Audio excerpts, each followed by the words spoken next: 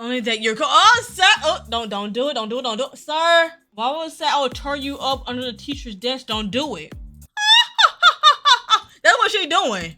You put a large hand on top of your head and ruffle your hair. Oh, sir, you touching me? Revealing more of his collarbone too. Sir, you trying to get freaky in this park?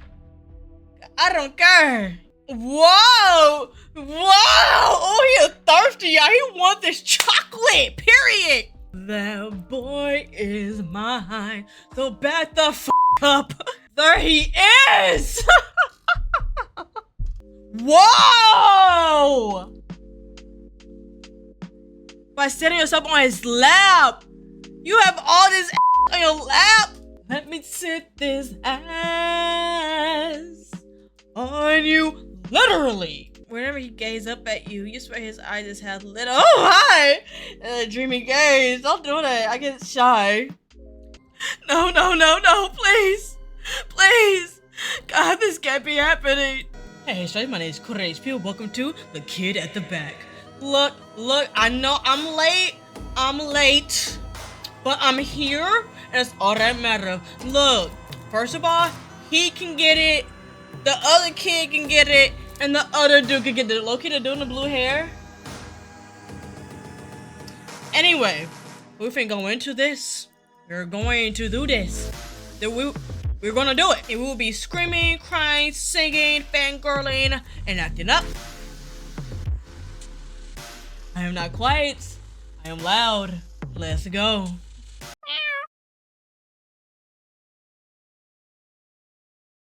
It was many and many years ago. The kingdom by the sea. The maiden there lived whom you may know by the name of Annabelle Lee.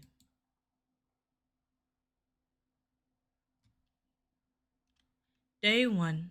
The beloved. And class is dismissed. By your next meeting, I will need a full report on everybody's poems and what they had chosen. That's what I need, y'all. That's what I need. I will not accept one paragraph. I need at least 2 full whole pages filled with words. Everybody get that? Professor! The classroom broke into a series of "Yes, Professor," while some spared no time to packing up their things, eager to be dismissed and disregard of the teacher altogether. Your literature teacher packed up her own things and exited the classroom. The moment your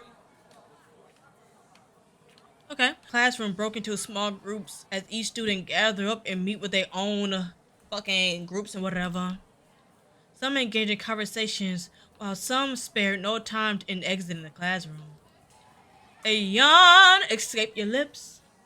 You turn your head to observe the cloud outside like the main character in an anime. Clouds are shaded dark gray. The sky's once blue color now turned into the same lighter shade of gray. The looming threat of rain made you click your tongue in irritation. Just my luck. I didn't bother to bring an umbrella too. Standing up from your seat, you were about to grab your bag when you felt a tap on your shoulder. Who is it?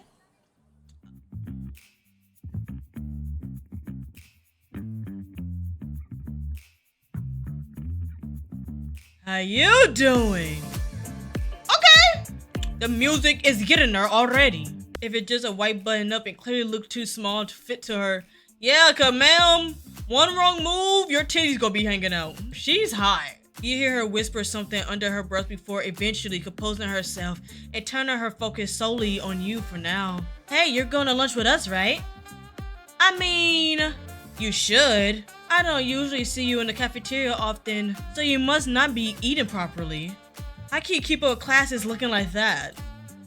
Excuse me? You took a step back, clenching your strap of your bag as you glare at the blonde woman before you. Who was this woman?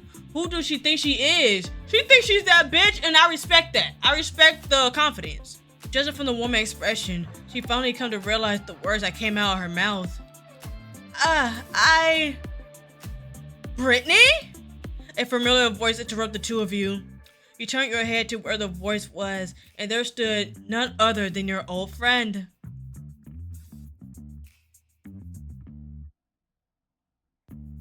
There he is, y'all. I think your name is Soul. Like, what's up? So, my bad. I should have gave you like a male voice. I didn't know you was a dude, man. Huh? That's really insensitive of you. Imagine if somebody told you about how you looked. Hello, he is known as Jericho, Crow for short, the class representative, and a close friend of yours. How close? Well, only close friend you have. That's fine. We're not gonna be acting up this early, y'all. Crow made his way to your side. With a hand on his hip, he shooed away the blonde-haired woman next to you and said the woman shrugged her shoulders. He placed a hand over your beating heart. Oh, so we already like him. Bad. The closeness between you two caused a blush to appear on your cheek. No matter how many times you get close to him, or him getting close near you, you'll never get used to it. His whole aura is giving off a warm feeling into you. The butterflies in your stomach thrash and ragged, begging to be released. Yeah, you might have a little crush on him. The woman named Brittany just rolled her eyes, seemingly used to Crow's But you're the one who assisted me talking to her first, so what's the problem? You could have did it more nicely, you know? Like a simple invite alone. Crow gave you a small smile by handing out something to you. You looked down to see it. It was your ID. You dropped this, by the way. Your name is... My name is Kuro. You gotta roll the R. Your last name? I never got this far. My name is HP, like health points. The ID showed my name, KuroHP, along with my pronouns, which is she, hers, or hers. I'm her, she. I'm done. Like Megan Thee Stallion, you stare at your ID picture and see yourself more. Oh, creator. But you know, 100% feminine. You use effeminate terms and you will be called a girl or woman. Thank you. You looked at your ID picture, seeing young woman and reading your name with your eyes. Kuro HP. My name is Kuro. You got the R. HP. Pronoun she, her. Your fingers briefly brush against his. You bite your lip and mutter a small thank you before pocketing your school ID. Crow give you a closed-eyed smile, returning his own thank you, then turning his attention back towards Brittany. Look her, bitch! Following up behind Brittany or 3 more people. Hello, how you doing? The tallest of the 3 is a sporty looking man. Get it, we get it, he look good. Who are you? Who are you? The second tallest is a man in a purple hoodie. His eyes are sharp and slanted with long lashes. A door with a tip. Oh, you're hot. Yeah. He looked uninterested with what's going on around the very moment. Sir, you gonna be interested in me? Hello. I love the shy ones. How you doing? The last one, but not the least, is the shortest of the 3, maybe within the group as well. Her skin is pale, face dotted with a few freckles, and there's a rectangular-shaped frame shielded away the orange orbs. Oh, you're cute. I love the one shorter than me, so what's up? Damn, Britt, you sure one bad at socialize. Go, hey, Gio. Seems like you have a competition. Brittany's face grew red in embarrassment. Gritting her teeth, she crossed her arms and tapping her foot on the ground. This only made the jock laugh even harder. Shut the fuck up, Daryl! You're causing a scene! Also, if you were me, you would have done just as badly. That is, in fact, not true. I'm a lovable guy. Oh yeah? Hi. You make me shy. As the 2 argue, you turn your head towards the other tall male in a hoodie. Sensing your gaze, he looked down at you. Hello. His hand still in his hoodie pocket. Gio. Oh, you're Gio. Hey, Gio. ... Ooh, a sudden chill went down your spine in the best way. Sorry, they come a rowdy bunch, huh? I hope you're not too overwhelmed. ... There's you are... something. Look, Kuro. You're free to not join us for lunch if you're uncomfortable. Meeting new people is overwhelming. I just want to let you know that I respect your feelings and that you matter. Kuro, you're such a man. Crow reassured you with the worried smile on his lips. He turned back to the group, the tall jock named Duro now bothering Gio with his arm around his shoulder. The visual irritation on Gio's face did nothing to sway Duro's happy-go-lucky personality. I like him. He cool. Brittany leans on one of the desks with her arms crossed, striking a conversation with the girl next to her. Does she have a name? Like, what's her name? I was just gonna say that. Like, what's her name? What's her name? I didn't seem to catch it last time. Crow glanced at where he was pointing at. Ah, Jessie. You just call her Jess for short. She's best friend with Brittany. She kind of reminded me of you back then when we first met. All shy and quiet. Only that you're oh, sir! Oh, don't do it, sir! Why would I say I would turn you up under the teacher's desk? Don't do it. Don't do it. Not me. I don't care if we're in public. Crow pinches your cheek. Oh, you touching me too? Ooh! Crow pinches your cheek playfully as you groan, but your mocking noise is betrayed by the small smile that formed on your lips. How time flies, huh? That's right. You got yourself acquainted with Crow in your sophomore year. Before you left the city, your father improvised the importance of having companions and friendship, most especially in this college. This is the largest university in Titan Cities! You try to get to know people during your first year, but to no avail. No matter how hard you try to make friends, you just couldn't seem to bring yourself to talk to anybody. And to your dismay, no one seemed to bother to even befriend you. Oh, sure, you'll talk to a few classmates for projects, but nothing goes beyond that, as if they're scared of you. Or more like disgusted. You can never tell. The look you receive has been all mixed signals. Some bad, some out of pity. That is, until Crow came into the picture. Among everyone, Crow is the sole person who approached you with the intention of friendship. You would worry at him at first. Why would somebody want to befriend you out of nowhere? Your past experiences caused you suspicion. You had a history of people that try to earn your good graces because you were somehow beneficial to them. You thought Crow would be the same case, so you ignored him. Then he kept following you, trying to strike a conversation with you every now and then. You tried to dismiss him, ignoring his presence as usual, but Crow was determined to break down your walls. It was like to break down my walls in other ways.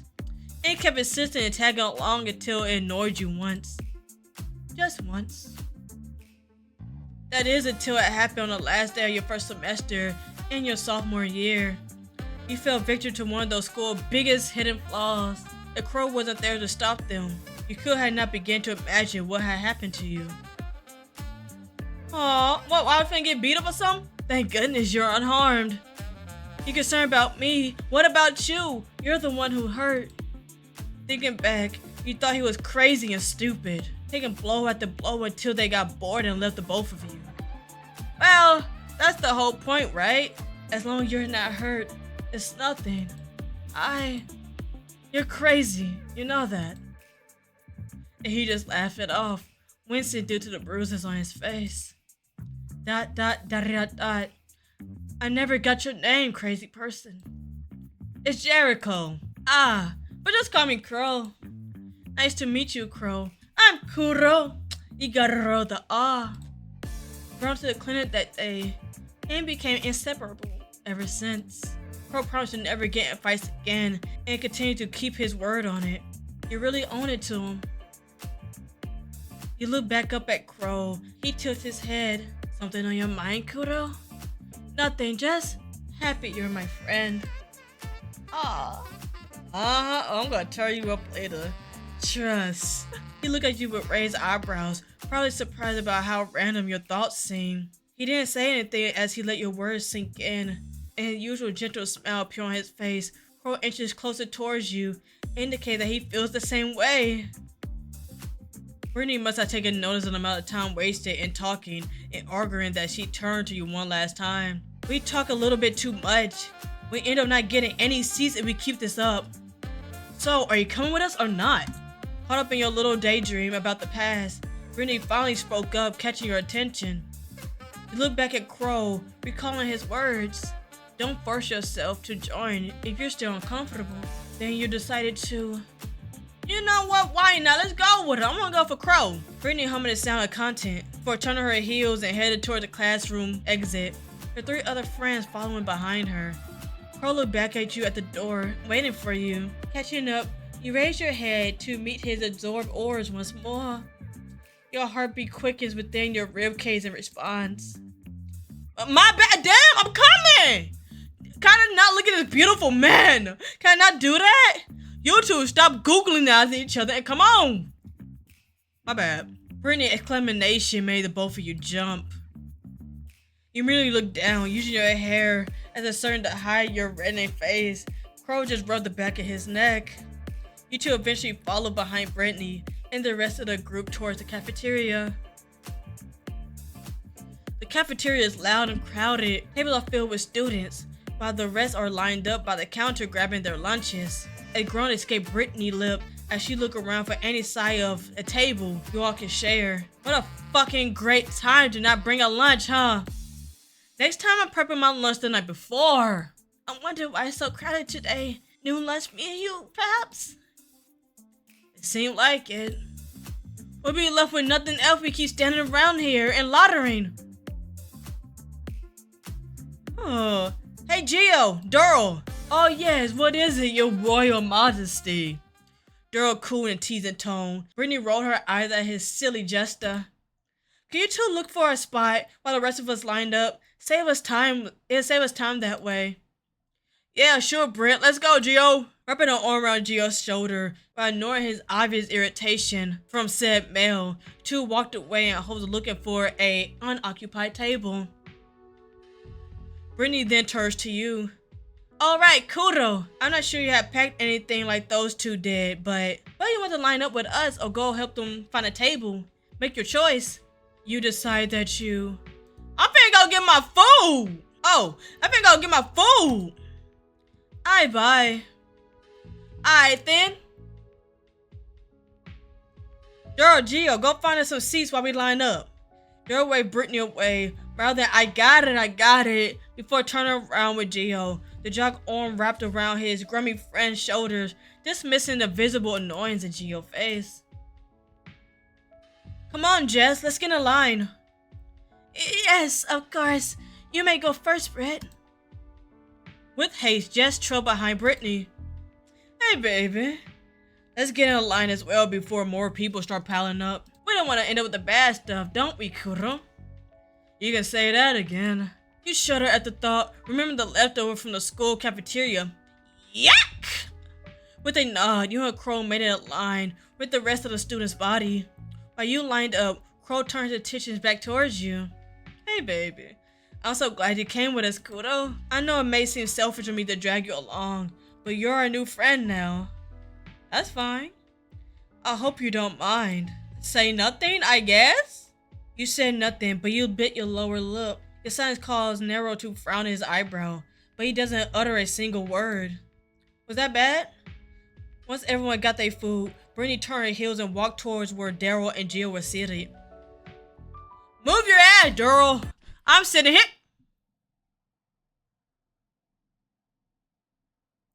Ooh. Okay, I can lick that off your shirt, ma'am, if you don't mind. Anyway, a loud gasp escaped Brittany's lips. Her mouth wide open in shock. The food on her tray is now spattered across her white uniform. Brittany! What, red-headed bully? We're gonna beat his ass. We're gonna jump him. Let's jump him, guys. Let's jump him. Oops, sorry about that. You should have watched where you was going. Bitch! Oh! Blossom? Blossom, that's you! Blossom, what you doing here? Multiple footsteps came near. The trio of girls showed themselves before you. The tallest of the bunch of the red-headed girl placed a hand over where her heart is and let out a mocking gasp and must. That's what she doing. Brittany's eyes met with the red-haired bully. Judging from the way Brittany's face twisted in rage, they seemed to know each other. Britt, are you alright? Oh, we should get yourself clean. You raggedy red-headed bitch! Get her, Brittany, get her. This is my only clean uniform. How fucking dare you? Oh, look at Miss Claire all flared up. Careful there, sweetie. You get wrinkles. Not like that you're not ugly anyway. Beat her ass. Cut her throat. The mean girl coos at Brittany. Her two friends behind her laughed along her. Bullshit.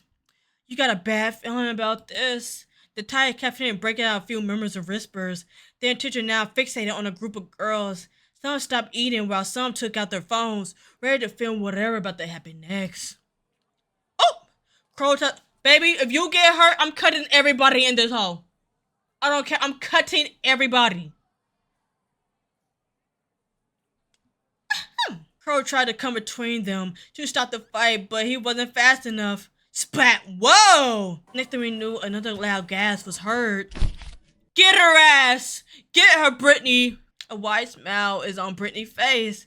The mean girl white uniform is now speared with various wet sauces and oils, matching Brittany's own dirty uniform. Just filled with shock, the food from her tray is now gone. Take that shit, Stain! You raggedy bitch! Fucking bitch! Damn! Food fight! The moment Dura howled the words, the captain went up. Oh, hell no. Not my hair. Get away from my hair. Food and drinks started flying across the area, and each student started tossing whatever they got their hands on. Are those trays? Kuro! Take a hand ahead. Everyone stop this madness at once. The sudden wave of pain made it through your head. Damn! And the last thing you saw was Crow calling out your name before passing out. Did I get hit that bad? Damn!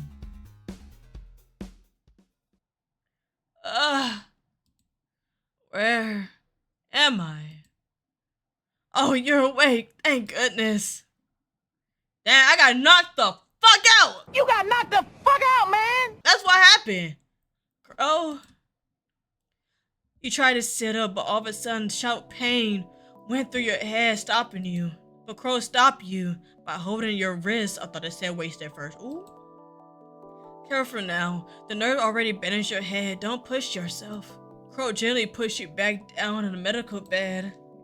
He takes a long stool and takes a seat right by you. What happened? Well, after Daryl started that mass food fight, the principal was called in to stop it. Daryl got lucky enough to escape when he did. Gia was nowhere to be seen. As for Brittany, what about her? Well, Jazz helped her grab a new uniform from the principal's office. And why does my head hurt so much? Someone somehow threw a tray and you were unfortunate enough to get hit by it. Thankfully, I got you out of there before things got ugly. Thanks, Crow. I owe you one. I'm always there for you, Kuro. Never forget that. Anyway, it's around 1:45 in the afternoon right now. It's 1:45. But I'm not alone, so it's okay. I should probably head out to my next class. Aww. You should stay here until the nurse get back. You'll be alright alone here, right? You wanted to say no, but stop yourself before you could. Yeah, you can go ahead. You sure? Yeah, I'll be fine, Crow. You done enough for me today. You gave him a small smile, but he did not return it. Crow squeezed your hand, quite hesitant to let go. Eventually, he loosened his grip. He stands from his chair and walks towards the exit. Baby. But before he could leave, he turned around and gave you one last smile, eventually closing the door and going out of the infirmary. You groan and you lay back onto the bed, feeling the bandage on your head. At least the pain is slowly dying a bit. I hope it doesn't leave a mark on my head. Since when did trays hurt so damn much? Then again, there are athletes in that area, Duro being one of them. Then again, you heard the door open. The nurse's voice echoed through the room as the clinking of her heels got louder as she drew closer.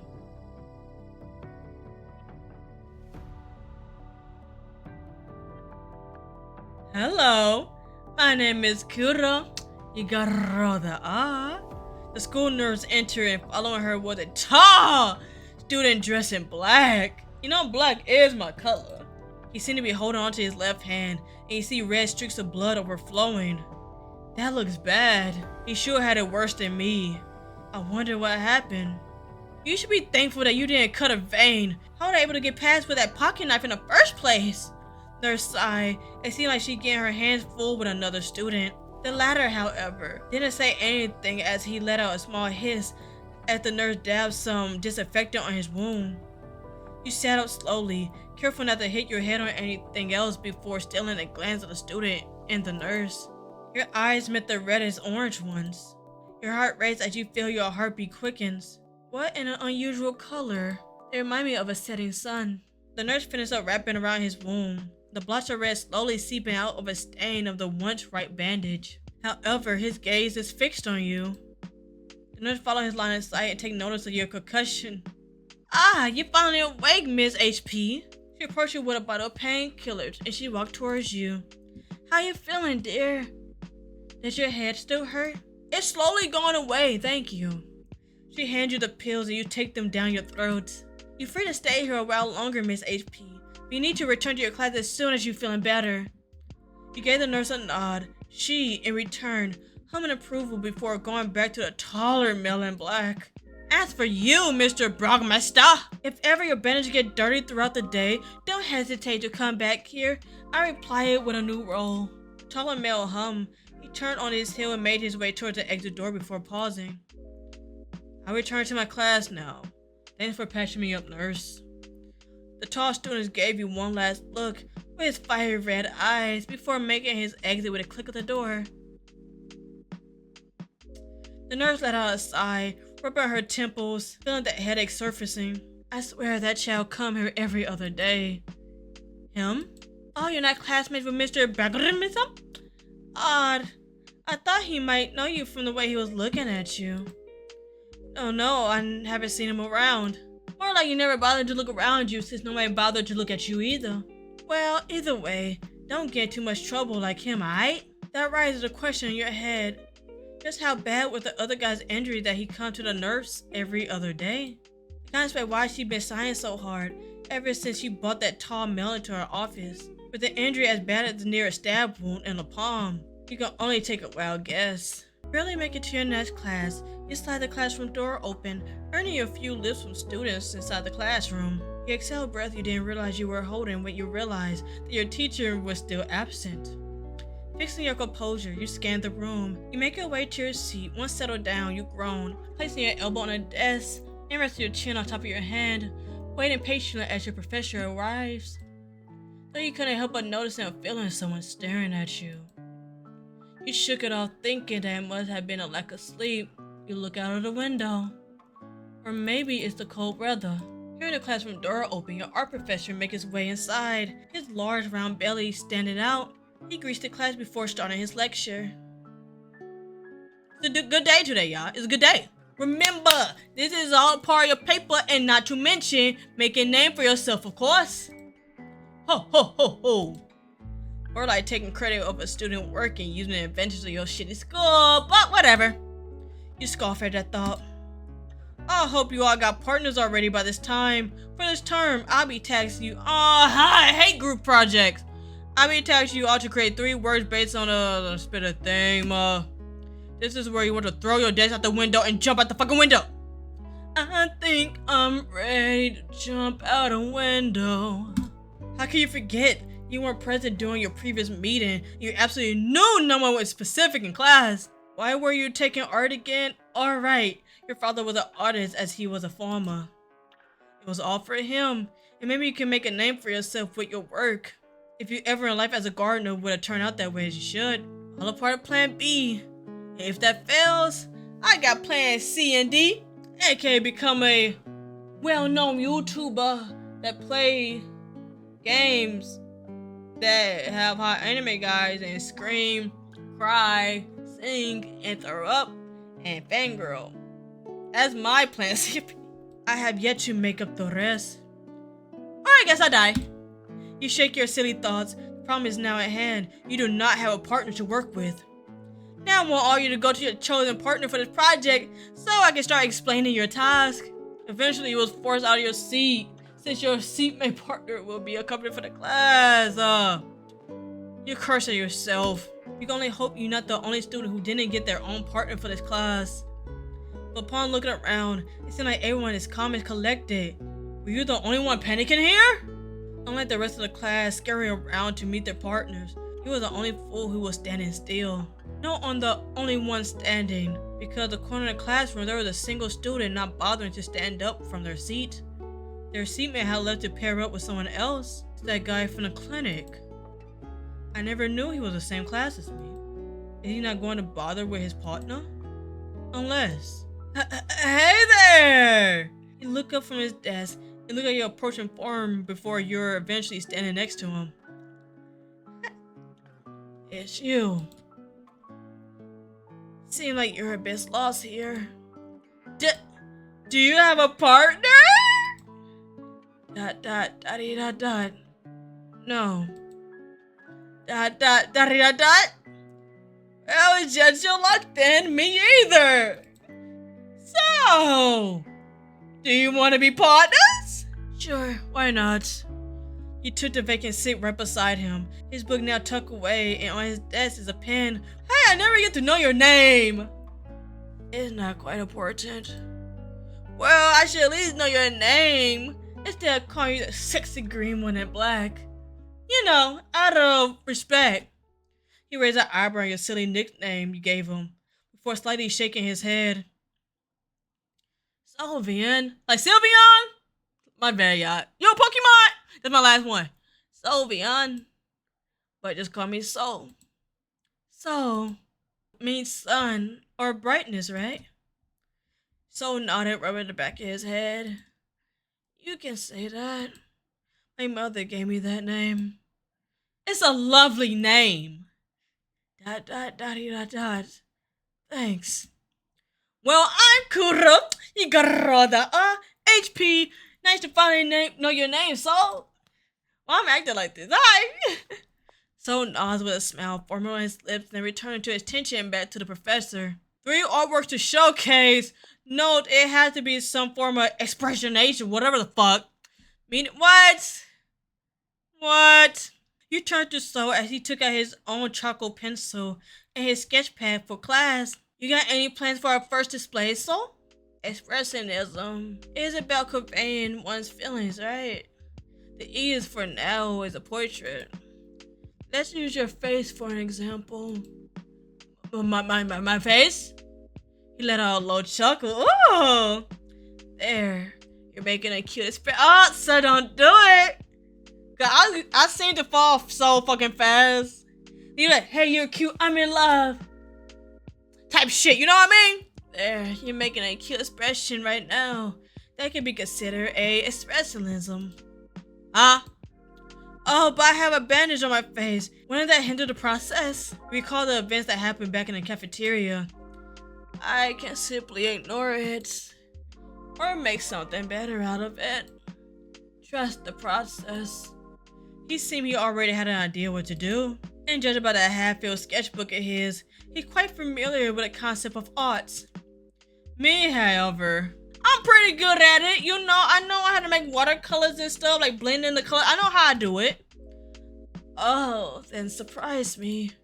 Sorry, I can't draw you back because of the damn injury. Don't worry about it, you're excused. Now I don't want you to stress your hand over this. Took out your sketchbook and your pencil and work with his portrait with determination, his eyes never leaving your face. He will often look back to see his features, taking note of every curve. A blush occasionally invaded his cheeks as he's tried his best not to look away while you work. While you were sketching, you can't help but avert your eyes on his bandaged hand from time to time. It seems like you're curious to know what happened this lunch. You froze when he caught you red-handed, just like the red seeping out of his hand. You stopped drawing. Sorry, that was so rude of me. It's fine. This is just the usual for me. I gotten worse injuries than this. Worse than that? You raise a brow at that. Not the worst. You don't mind me asking. What happened? He paused and averted his eyes, but opened up to speak. Nothing much. I was minding my business. Got insulted. Had to defend myself. He talked about it like it's just another Monday for him. Your eyes frowned. He noticed he just chuckled. No need to worry about me. It's all that matters that I'm still here. You didn't say anything, however. Continue with your drawing. Your moments are slow and now refusing to look at his injured hand. This school is way more fucked up than I thought it would be. The sound of the school bell rang across the classroom and through the hallway. You quickly made a few lines on your portrait before giving up. Close your pad and proceed to shove it inside your backpack, earning you a confused look on your partner's face. Not even gonna show me what you made? It's not done yet. That never bothered me. Can I see it? Wait! Question mark. Oh, I love this. Oh. How about a smart deal? I'll show you it when I'm done with the portrait and you can touch my tit. Anyway, still need to draw me once your injury get better. Sound like a plan? You said it with a wide grin on your face, trying your best to convince the male. He stared at your face for a short moment before eventually leaning back on his chair. Arms crossed and he nods along with your deal. Packing your things, you and Soul continue out into the hallway. Do you have a phone? Oh! We should exchange numbers and update on each other. So then take out his own phone and ask you for your number. You said it and you take it down. 678092112. Let me try to send you a message. I look so angry. You okay? You cute though. You nodded and looked at your phone screen and saw a new notification from an unknown number. This must be Soul. He's so cute. Sup? You type differently from the way you look. From the corner of your eye, you see Soul brow raised at your text. What is that supposed to mean? Nothing. You chuckled. He rolled his eyes. Your stare lingered on Soul's face, a smile embedded on his handsome features, while he looked at the block of text on his phone. You bite your bottom lip as you recall the events happening today, mostly meeting new people, first formally meeting Crow Group, and now meeting Soul. I love Soul so much, y'all. Like, low-key, I love the emo boys. Back then, you struggled to form friends throughout college that you were convinced that would be graduating without making a single connection. You thought to yourself, these are odd people. Weird at most. All misunderstood people. All human. All the same. A sudden wave of determination washed over you. With your hand on your chest, you stare into Soul's orbs, making it tilt his head slightly. So, I want to be friends with you. I can sense that people tend to misunderstand you in your overall personality. Soul is quiet, but his gaze remained on you with a lingering curiosity. But let me be different. I want to know you. All of you. I want to understand you, Soul. If you let me. You blink once, then twice, and then chuckle. You put a large hand on top of your head and ruffle your hair. Oh, sorry, touching me? You're touching me? Ah! So basically, I don't like when people touch my hair, but you can touch any hair you like. You can touch me. Touch me! Alright then, let's mark today. It started a wonderful friendship, KuroHP. You playfully pushed his hand off your hand, nudging him on a shoulder. He let out a small laugh at your poor attempt. As to you two, Soul beyond. Yeah. Just Soul is fine, Kuro. Well, I need to get going. I see you tomorrow? Oh, of course. See you tomorrow, Kuro. He's so cute up in the crowd. He's so cute. I love you, Soul. Fall so fast. But hey, I'm just a lover girl, you know? Just a lover girl. Giving Soul a wave of goodbye. You make your way downtown. You're walking fast. Dan, homebound. You make your way towards the school exit. The music stop again. Dot.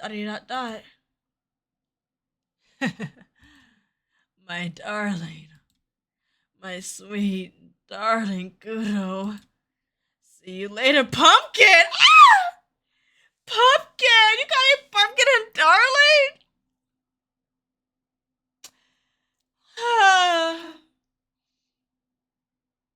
And I love pumpkins too. I'm a fall girly, so I mean pumpkin, I love you so. I love the crazy ones. Come here. Bring your sexy ass over here. The Halloween ball! Why just talk about what the fuck? I love this. As you walk through the... Excuse me, so got me a little excited. As you walk through the hallway, your eyes caught something on the nearby bulletin board. The poster was plastered on a large board. The Hollows Ball! That sounds fun. Come enjoy the festive spirit of Halloween Eve! I love Halloween so much! A Halloween party, huh? Seems promising. A sudden vibration comes from your pocket. Curious, you took out your phone, expecting another message from Soul. It was from Crow. Your heart leaped out your chest, recalling events what happened earlier this afternoon. Can you meet me at the... I will meet you anywhere you want me to. Trust and believe me. I'll be in the front gate. Okay. You didn't send a reply. Why not? Turn off your phone. You quickly made... Oh, okay, so we're just going. Bet.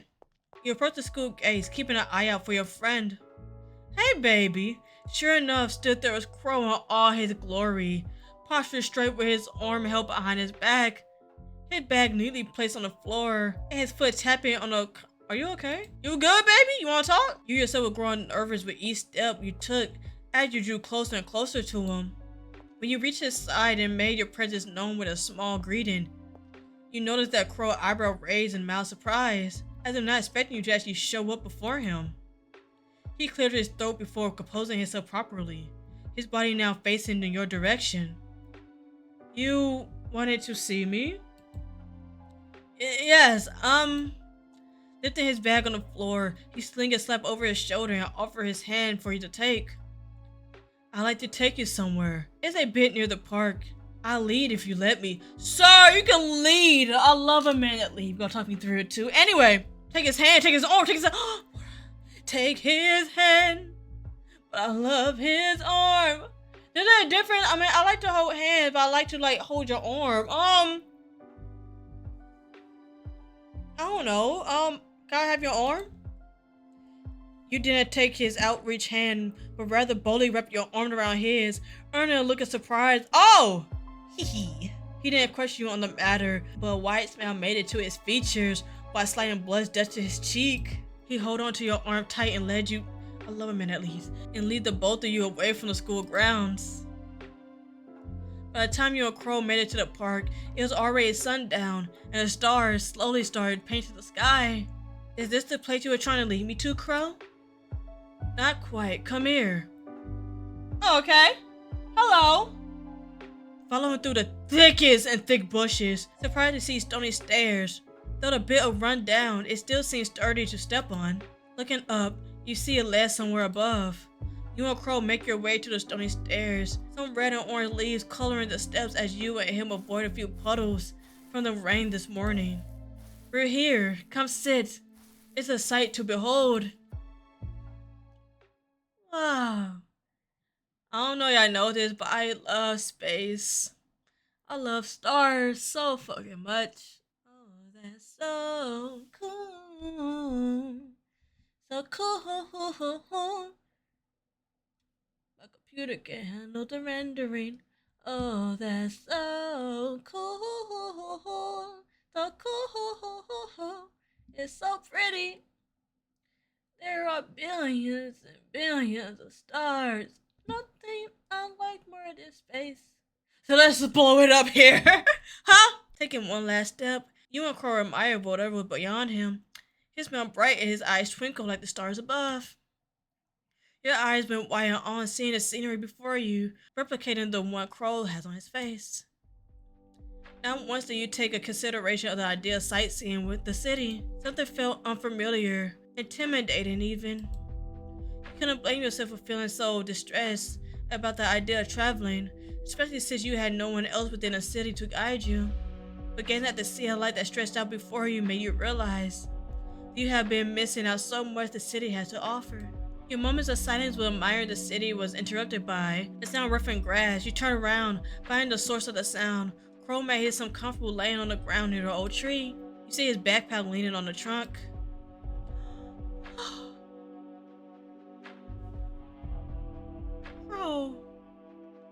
so beautiful.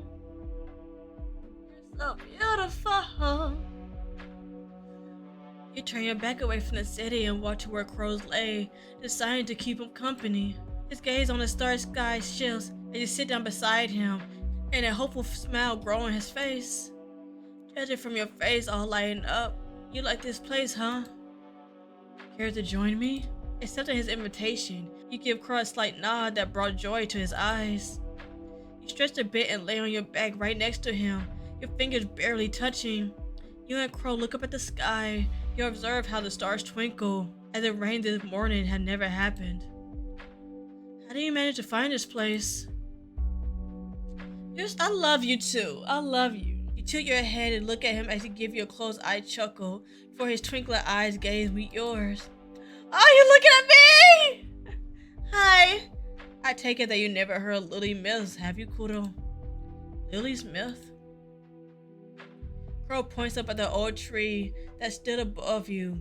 They return his gaze to the stars. They say that this tree that the human came into contact with was blessed by the gods that guarded this land. This very same tree here used to bear multiple fruits.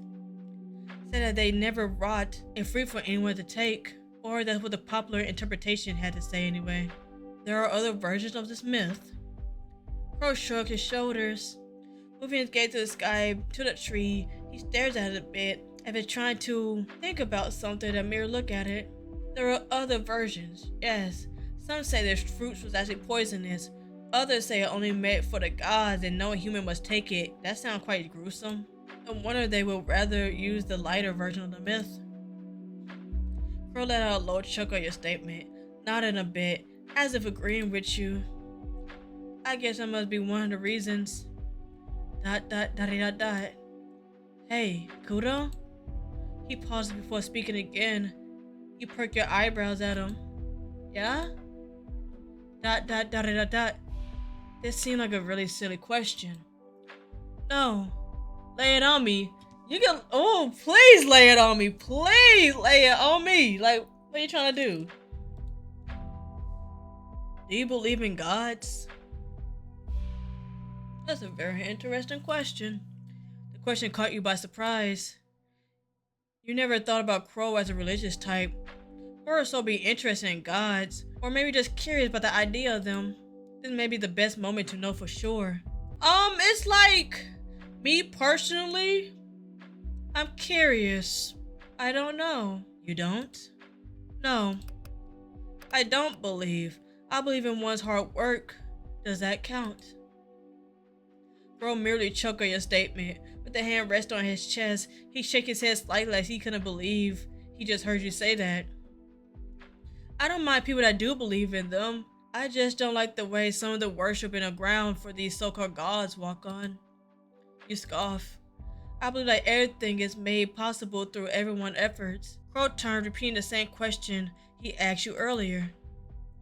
He scanned your face, your eyes, your nose, then your lips. His lingering glaze made you shrink back, your heart fluttering against. Crow seemed to realize something to himself as he returns his attention back to the stars above. Sighing.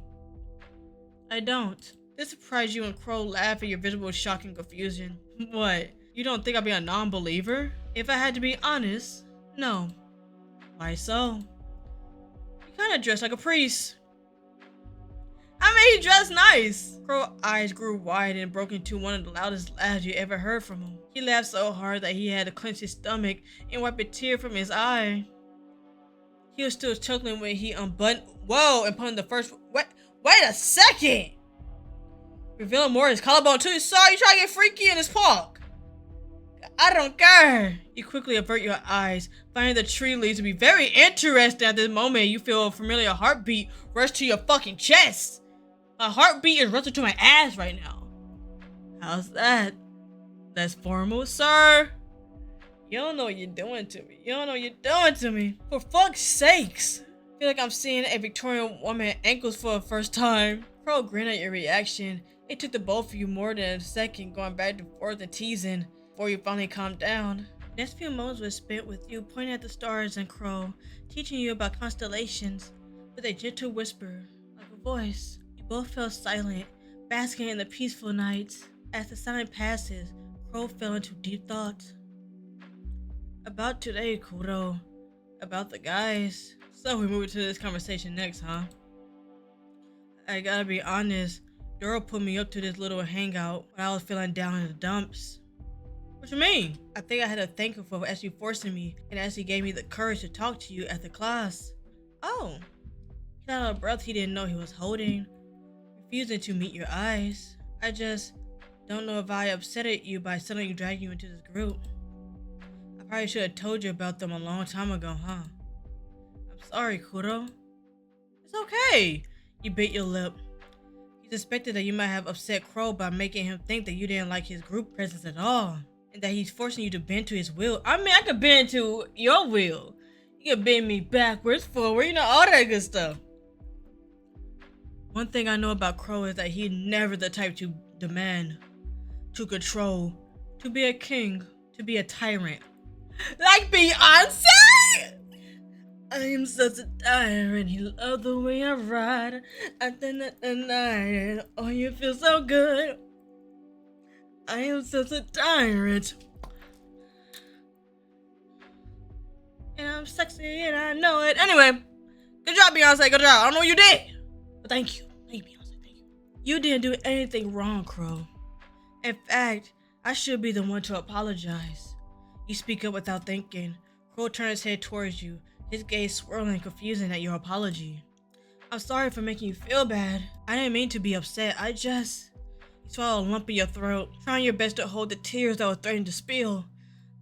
I just thought you'd forget about me afterwards. They're amazing people. Brittany's pretty. Daryl's a fun guy. Gio's cool. Jess is loyal. They're a great group. Most importantly, you're amazing, Crow. You're all amazing, but not me. I'm just not sure I could ever be part of a group. You're always hidden in the shadows. No matter how much you try to fit in, you are never to be considered. People treat you like something to toss away, one to use. You're worth nothing but an extra. That's what she always tells you. Who is she? So I can beat her ass. Who is she? You couldn't hold it back anymore. A sob escaped your lips. Your vision slowly blurred. Oh, I'm crying. Oh. For a moment you saw a panic and Crow's expression, seeming not expecting you to burst out into tears. He reached out to hold my hand. He took a breath. And suddenly you felt a pair of arms circling around you as he pulled you closer to him, letting you sob on his shoulder. He said nothing about rubbing a hand along your back, allowing you to cry, not caring about his clothes getting wet from the tears. Once you calmed down, Crow rushed his hand on your back, not letting you out of his embrace. I'm gonna start crying. Don't get all sappy with me and say how cool I am. I get emotional when people do that for real. I get so fucking emotional for some reason. You're amazing, Kuro. I'm sorry. I never get to tell you that no matter how many times I thought of it. I just couldn't seem to find the words. But you're amazing in your own way, Kuro. You may not know it, but you're beautiful. You're funny. You're quite a phenomenon. You can feel vibrations coming from his chest, from a chuckling image. Heck, you're the funniest person I know. All I'm saying, Kuro, is that you're amazing. You have no idea how much tears you shed tonight. Sometimes you think it's silly and childish to cry over what probably was a trivial matter to some, but the urge to sob returned after hearing those words from him. Do you ever want me to call you the amazing Spider-Man just to prove that you're amazing? That made you giggle a bit as you wiped your tear. With whatever strength you can muster, you slowly pulled away and lifted yourself up. Oh, Crow! I'm gonna cry. You set yourself up, hovering up. Please, can I kiss him? I'm so fucking thirsty, my bad. You set yourself up, hovering over Crow. He's so beautiful, y'all. He's so beautiful. How you so good looking? Like, you're so fine. And there you see the same man that made you cry, by literally doing nothing. His braid loose, and you didn't know when, but his hair pulled around his head. Crow stares up at you with sincere eyes, remaining silent as a gentle smile plastered on his face. There is nothing but mood illuminating his tender features, yet to your vision, he seemed to glow. He's absolutely beautiful. Kind of like hold your hand. Take my hand, take a breath, hold me close, take one step. I'm gonna stroke his face now, y'all. Oh, how you wish you could blame everything on him. If you could, you'd tell him that he's the reason for all this unnecessary feelings swelling up in your chest. You could tell him exactly how good and bad it all feels, the heartache and butterflies fluttering about your stomach. You want to blame him, but you can't. Yeah, we do. Yeah, come here. Come here, we kissing me, y'all. We kissing me doing it. We gotta do it, y'all. We do it! You have no idea where you got this guts to do such a thing, but the feeling of his lips pressed against yours made butterflies rattle in your stomach, threatening to burst out of that cage. Your heart beats fast like you just ran a marathon, as you feel the heat rush to your cheeks. Crow freezes against you for a moment there. You thought you just made a huge mistake. You were prepared to pull away and apologize, but he make a move that you didn't expect. Oh, what you do, Crow? Ooh! Oh! A gentle grip of Crow had a small back. Your back shifted away from putting you back in the chair. Fingers intertwined your hair. Yes! As it presses down closer to you, return your kiss with a firm dissuasion. His other hand holds your waist as tight in it raised, not wanting to let go. Out of your own surprise, you break the kiss by pulling away slightly. Crow. Whoa! Whoa! Oh, he is thirsty, y'all. He wants this chocolate. Period. Crow chases after you, leaning in to capture your lips in a deeper and more passionate manner than before. Oh, I know he touching the thing that's sweet in the back of my throat. I know he touching that with his tongue, yeah. You feel like a putty in his embrace as he cups your cheeks with one hand and lips needily asking for more to access your. Yes. Yes! In response, you shut your eyes tight and your arms come and wrap around his shoulders, granting his desire by tilting your head against his.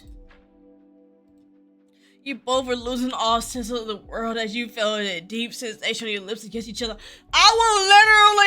We can literally do it right now in the open. I don't care, Crow. You're mine. Can I be free? This is how I feel. Dun, dun, dun, dun, dun. Dun, dun, dun, dun, dun. Oh, you just my type. Everything feel right. Oh, I want you. What y'all know about? Y'all know nothing about that, y'all. He's fine too. I want you tonight. My baby, I have my song, my spirit was singing that to me. I love him so much. Like you and me, I love you.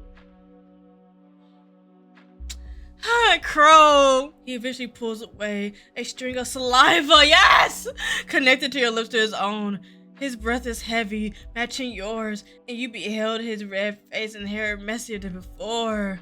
He tucked away a stray of hair beyond your ear, wrapping your cheek with his thumb. Crow scans your figure above him. Ooh! You can see his eyes a little longer. They keep gazing at your face. Ooh, yummy.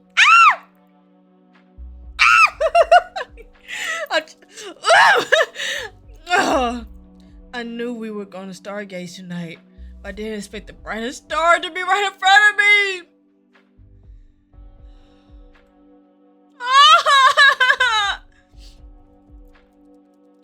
You giggle at his cheek.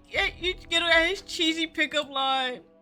There's no red flags with this man. This is my first green flag crush. Are you my first? God, I like you, Kuro. I liked you the first time I laid my eyes on you. I couldn't tell you because I was scared I might lose whatever you have at the moment. That I could lose you. I couldn't bear to live a life without you. Me either. Can you feel me when I think about you? With every breath I take, every minute, no matter what I do, my world is an empty place. I'm sorry, y'all. I'm pretty sure he do feel what I feel about him, but Crow, I like you too. I liked you ever since too. You chuckle at the silly thought you recalled. The way you've been down in your feelings. His feelings. His eyes grew wide, jaw falling slack as he tried to comprehend the words that just came out of your lips. He blinked once, then twice, before a smile as bright as the stars above appeared on his face. Is this a dream? I hope not.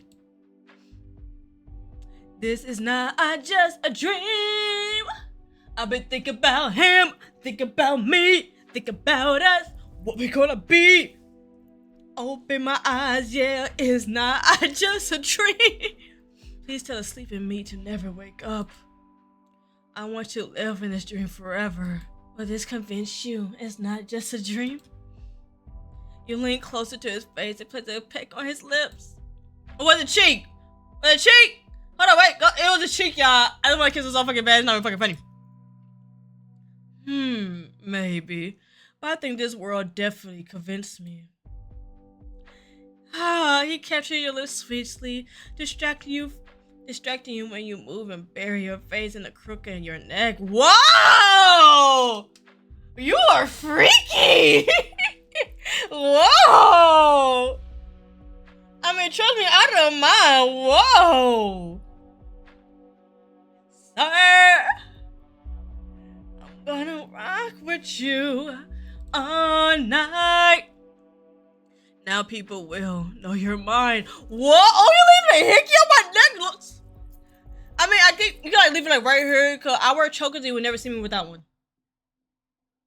But anyway, maybe like right here, like maybe like around it, but sir, it's so nasty. Hey now.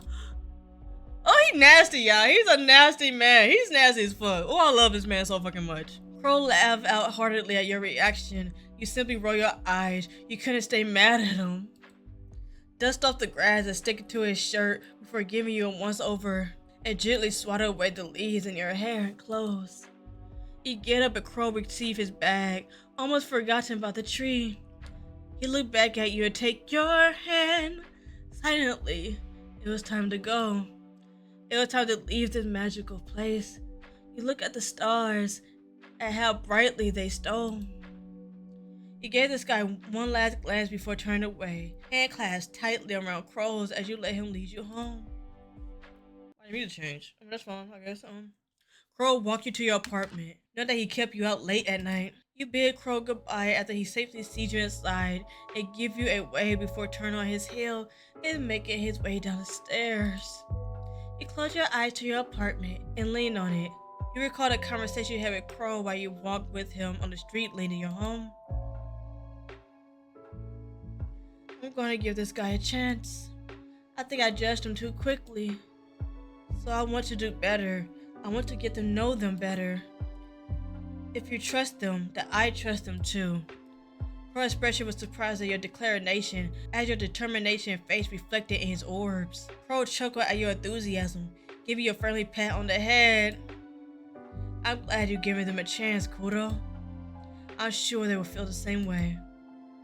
You engaged in another conversation with Crow during your walk. This is nice! It's all that smut. I don't let y'all know right now. The time with Crow seemed to pass by so quickly. You arrive at your apartment complex before you knew it. You make your way to the living room and you throw your school bag onto the random counter, immediately plop it down on your sofa as you turn on the small television, watching some KuroHP, cause that bitch is crazy. That pizza look good. And then an ad be coming on for some Domino's pizza. The pizza look good. Maybe I should order something. Reach into your pocket and take out your phone. You're about to dial the numbers on your television when a new notification bubble popped up on your notification bar. It's from a group chat you've never seen before. After examining it, you realize it was Crow who added you in. It was a group chat with the rest of his friends. You opened it. Anyone want to go to this Halloween party this Friday? It's gonna be awesome! Are we a bit too old for costume party? You're never too old. I stay dressed enough for Halloween. Oh, is it required? You two are no fun at all. I won't go if it's not a school requirement. Much less a waste of my time. ... Is it? No, it isn't. But it'd be great and fun experience for all of us. I mean, we should loosen up a bit, you know? I agree with Crow. Count me in. Pass. I got more important things to do than go to that fucking party. Now will you excuse me? I'll be doing my leftover tasks for tonight. You'll go offline. Damn! Just a stick in the mud as usual. How about you, Kuro? Me? Wanna join in? It'd be fun! You were honestly surprised they somehow remembered you. Checking your calendar through your phone, you didn't see any plans for the near future. Or plans at all. That you just spend your time in your apartment alone. I mean, sure. That's great to hear. Crow seemed happy about it. You giggled. This also reminds you of something. Or rather, someone. Open another chat. You tap on Soul's newly added contact and send him a message by sending him an image of the same poster Daryl sent. A Halloween party hosted by the school. Yeah! I'm not quite into parties. Oh, well that's alright. Just asking, that's all. So let's topic. Wait. If you're coming, then I come as well. Ooh! At the same damn time? Two chill! Two bad bitches at the same damn time? Really? Really? Do you plan on dressing up? I don't know. Do you? I mean, it is a costume party, so why not? I try to think of something then. You swear you can feel the smell behind these words? Oh, I love. Kind of sound like both at the same time. Like, I want them both, you know? It's cute. Okay, so that was the doorbell. With a quick word of goodbye, you set your phone down when you heard your doorbell. It must. Dang, they come fast? Must be the food delivery. Afterwards, you ate your dinner and prepared yourself for bed. You thought about the events happening today, meeting the group, meeting Soul, and most especially your little hangout with Crow. Each and every moment is a special occasion on its own. Then out a big yawn as you stretch your body. You turn your laundry slowly piling up and scratch your head. We'll probably do laundry tomorrow. But for now, you plop yourself on a cushion of your bed, get a comfortable position that slowly doze off and you close your eyes, embrace that sleep as the night goes.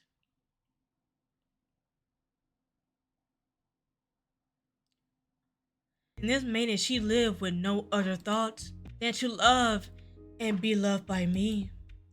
The one who loves. I was a child. She was a child. In this kingdom by sea. The following day, the first thing you do was look around for Crow. However, when you try to ask some of the students about his whereabouts, nobody seemed to know where he went. Where my man at? You tried sending him a message to his phone, but you never received a single reply, much less having your message put on read. You eventually met up with Brittany. She seemed to be one of the few people close to Crow, so it's best to talk to him about her. Jericho? No, I haven't seen him. Do you know anyone else who might have any idea where he is? Brittany pounded her for a bit with a fingernail to her chin before shaking her head no. I already asked the rest of the guys. Heck, even Gio don't even know where he is, and that guy is close to the hip with him. Oh, we can make some arrangements. But he said he was coming to school today. Don't tell me he ditched last minute. Bullshit. He will always send me or anyone in the group a text whenever something was up. Heck, knowing that guy, he most probably sent you the message first. You deflated. Brittany give you a worried look. trying to think of something else she could possibly help you. Look, I get it. I'm so awkward trying to help people. I'm like, much to your dismay and frustration, not a single one at cancel know where Crow is. Class eventually starts, but you didn't attend. We gotta go find our man. Y'all. You're determined to know where Crow possibly could be. You rack up your brain and walk all over the school grounds. You were probably too angry to realize you made it all the way to the garden, a place where you usually work. You decided to give his number a ring. Low-key, I will have a tracker on my man. Period. I will have a tracker on that man. Sexy ass. Dot. Why didn't we stop? I swear anything happened to my man. I'm already tearing up. Yeah, for real. Stop. Dot. It was still dead silent. You decided to walk even deeper into the garden. I'm so fucking scared, y'all. It's not even funny. Until eventually, you met up with a familiar chain fence indicating the school campus border, barricading you from the forest just beyond it. You rang Crow's number one last time. I need to be the one. It rang for a few more rings before cutting off. Check your phone, thinking that somehow finally picked up, but met with a disappointing notification that it was out of service. You tried one last time. Why my heart hurt? There's a faint ringing in the distance, but it's not within the garden. It's coming from outside. Did he get himself lost? But how? As far as I know, this place is all boarded up. Putting your phone in your pocket, you look up and stare at the metal edges of the fence, shielding your eyes from the sunlight hitting your face. You bit your lip. You could climb, but if you fall, you probably have a sprain. I don't care! We gotta climb this fence to find our man. Without wasting any more time, you start climbing the chain fence, your fingers shaking from anxiety at the height as you reach the edge. Going over on one side, you slowly make your way down, still keeping a tight hold on the fence. Whoa! Fuck! That was until you somehow managed to slip on your footing. I'm so fucking clumsy, y'all. Causing you to fall down, back first. A groan escaped your lips, your back now aching from the sudden impact of the fall, making you lie there and wait for the pain to settle just a little bit. You pat down your pockets, reaching for your phone inside. Feel your heart drop to your stomach as you hold it. Damn, we got an iPhone? That shit busted. My phone, fuck, I'm such a moron. You curse, seeing the visual crack on the screen on your mobile device. Turning it on, you vomit another string of colorful curse as your phone screen glitched heavily before eventually going dark. Shit is useless now. Shoving your broken phone back into your pocket. No, because they didn't have a case. I stay having a case on my phone. Crow was somewhere here. You better start looking around. Hopefully you can try to remember your way back to campus grounds. Your heartbeat escalates as you walk deeper into the forest. You've never been here. It was uncharted territory, so you didn't even know the dangers that lurked in it. I swear to God, I better not be no birds. I hate birds so fucking much, y'all. You're about to give up in your search before you notice something in the corner of your eye. Y'all, stop. The familiar shade of Crow indigo vest torn into pieces. Y'all for real? You feel your heart drop. The air suddenly feels suffocating. Your legs wobble their way to the torn pieces, hoping it was just some sort of hallucination or some kind of sick coincidence. But no, this is exactly Crow's vest. All torn and broken. You searched around the area one last time. I'm sorry, y'all. Eyes keener than before, hoping this might be some kind of prank someone trying to pull on you. Till your eyes landed on a strange, broken down shed.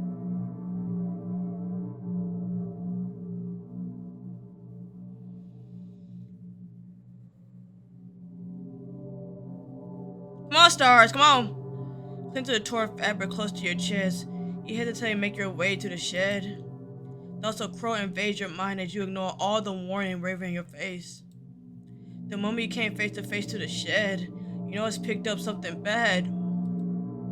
The smell of iron, the smell of blood. Don't play with me. You rattled the door open. It won't budge. Fuck, open up, motherfucker. You look around for something to pry the door open. An axe. Coincidentally, the long axe was sticking on the tree stump. Gathering your strength, you pry it off the hinges, nearly knocking yourself down with it. Dragging the heavy axe to the front of the door, you swing it open, breaking the wooden door piece by— Yeah, my heart beating too fucking fast. Hold up. And a hole that forms it. The smell is now stronger than it was before, making you scrunch your nose. One last blow. The door falls, a shattered piece of wood now hanging off the entire room.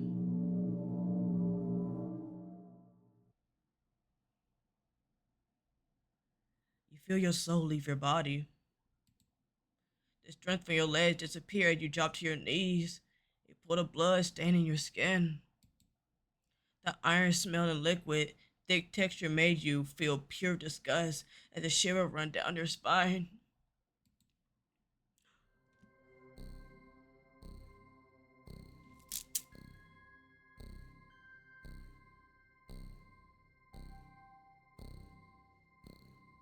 Is he dead for real?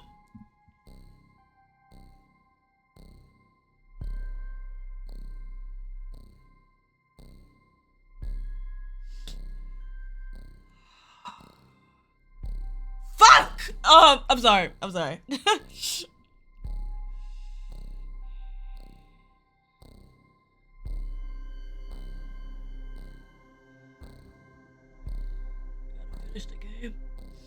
gotta finish the game.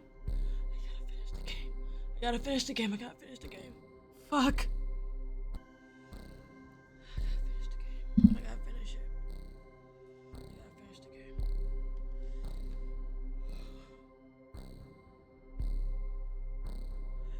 No, please. God, this can't be happening. You want to rip your heart out of your chest. You want to burn this whole forest to ash. Before you lay down Cole's corpse, his head barely attached to his shoulders. You can clearly see the gap's entry left sharp in his neck. Blood trimmed from the deep, the leg wicket pulled around the lifeless body. His eyes were left open. You gazed at him, wishing, praying, and hoping they vibrant orbs would smile back at you again. But no, his eyes remained dull and soulless. You mutter his name over and over, asking him to get up, to talk to you, tell you what happened. But he didn't. You hear footsteps behind you, accompanied by the clanking metal before something dropped to the ground. You swiftly turn around. I swear to God. I swear, if it's the dude in the green hair, I am burning this. I am gonna kill him. I'm gonna fucking murder him. Me and I is someone you never expect to see here. I swear to God. I swear.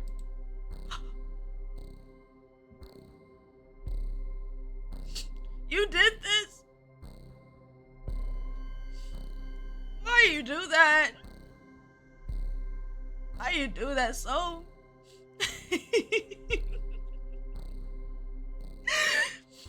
Why you do that? A pair of fiery red orbs grew wide as their owner behold the slump blood-stained figure.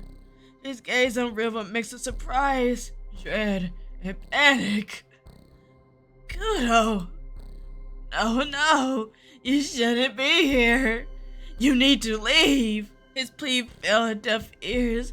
Instead, you stared at the bloody hand axe that he dropped, his equally bloody hands, and his dark shirt wet with red liquid. He reeked of blood. He killed them. He killed Crow. You killed them, didn't you, Soul? Soul bite his tongue, refused to answer your question as he stays put. You can see the way his jaw clenches, his expression now filled with rage.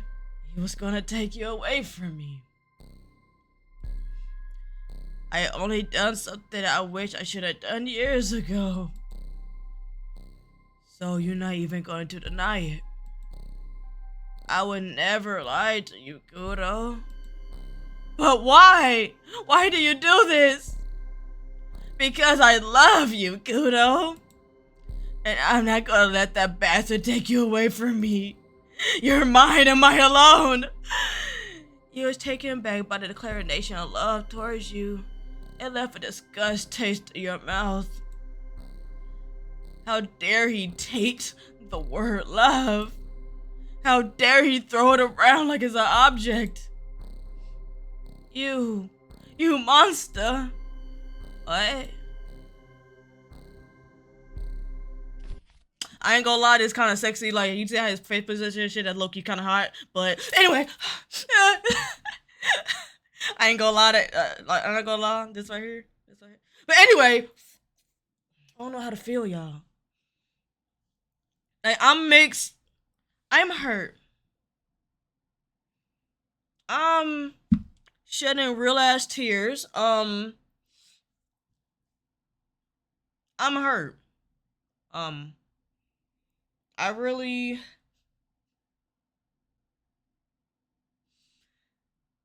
failed too hard again, and I got hurt at the end.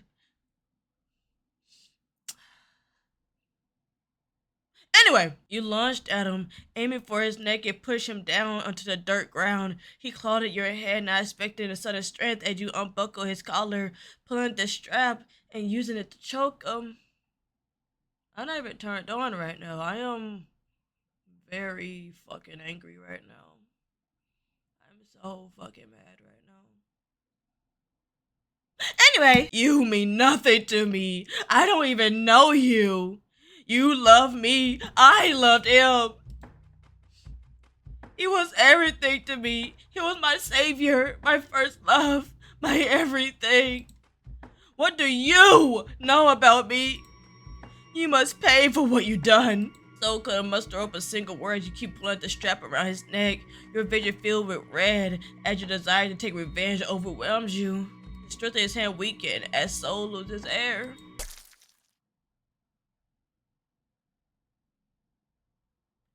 And soon you felt something sharp, something painful.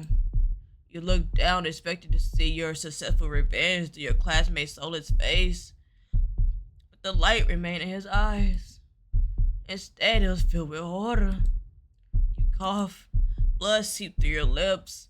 You look further down and see a sharp blade through your chest.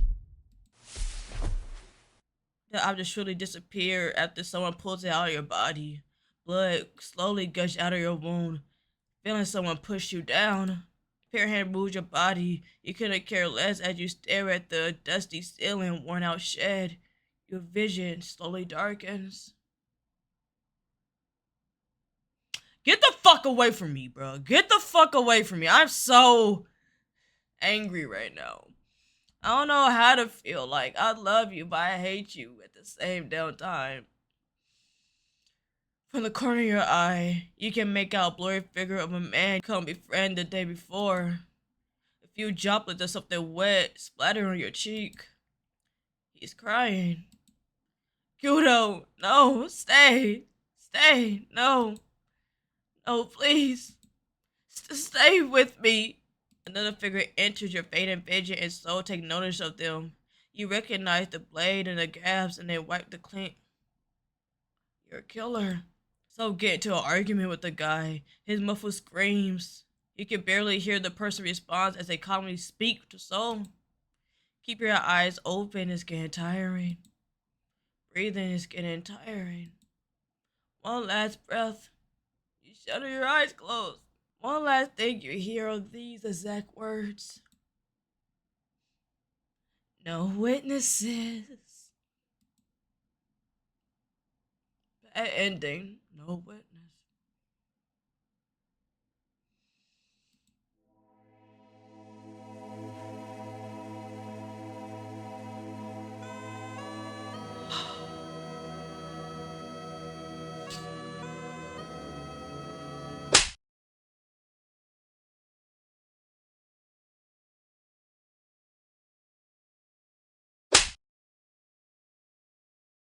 So that was day one. I know. Come on.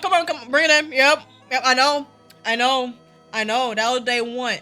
But we will see what the other options are. Forgive me. Carry on. Now, what if I just go to the library? ... I head to the library today. With a hand on her hip, Brittany stared at you as it wanted you to change your mind. Oh, Brittany! It's Brittany, bitch. Okay, no. Seeing your decision is set, she loosened a sigh. Brittany turns away and walks out the classroom, the rest of her friends following her behind. Crow, however, stayed at his exact same spot next to you. Noticing that Geo, the one in the hoodie, stops. Oh! Yeah. That's all I'm gonna say. Bro. Huh? Oh, shit. Oh, be right there. Crow paused shortly to sneak a look at you before walking toward Geo. His movement is slow and hesitate to leave your side. Although Crow did not give you a farewell glance before reaching his friends, it was Geo who glared at you over his shoulder. Hello. His gaze was intimidating and intense. I'm not intimidated. I think I was turned on. It reminded you of the way predators look at their prey. Oh, you want me to be your prey? You felt your heart stop beating for a moment. Confused by his stillness, Crow was about to question his blue-haired companion, but Geo waved his hand. Yeah, is this him? Is he coming? Wait, wait. Confused by his... was about to question his blue-hair... No! No, because there's a guy in here. There's a guy that I want to see. There's a guy that I want to know. There's a guy. Before Crow can notice anything, Geo break his gaze away from yours and usher his friend out of the classroom. He let out a breath he didn't know he was holding. What was that about? He gave me nothing short of glance and glare ever since I met him. Maybe it could be cute. You're pretty. It's okay. Maybe I'm not suited to be part of their group. You shake away the negative thoughts, return your original plan, you pack up your things, and proceed to head out. Next stop, the library. You open the doors, immediately greeted by the familiar scent of coffee and library books. You made your way towards your usual seat by the large window near the coffee station. You moved just when you spotted an unfamiliar face occupying the chair you come to favor. You groaned. That's great. What should you do about this? I mean, we can find somewhere else to sit. I mean, you don't own that seat. Sit beside him. Who behind? That's out of curiosity. I want to see who her. You didn't feel like talking to him or causing trouble on your end. But a sigh. Give up with the thought of getting your seat back as you drag a spare chair and place it beside his. He looked at you in the corner of his eyes. You thought he would say something, but he didn't seem to mind, since he brought his attention back to the book he was reading. Continue your report, occasionally tapping your pen on the paper with a frown brows. You were thinking too hard from the stupid tags, but your brain came up empty for words. You feel him glancing at you time to time, but you paid no mind to him, now that your report took priority. Time passed and eventually lunch break was near the end.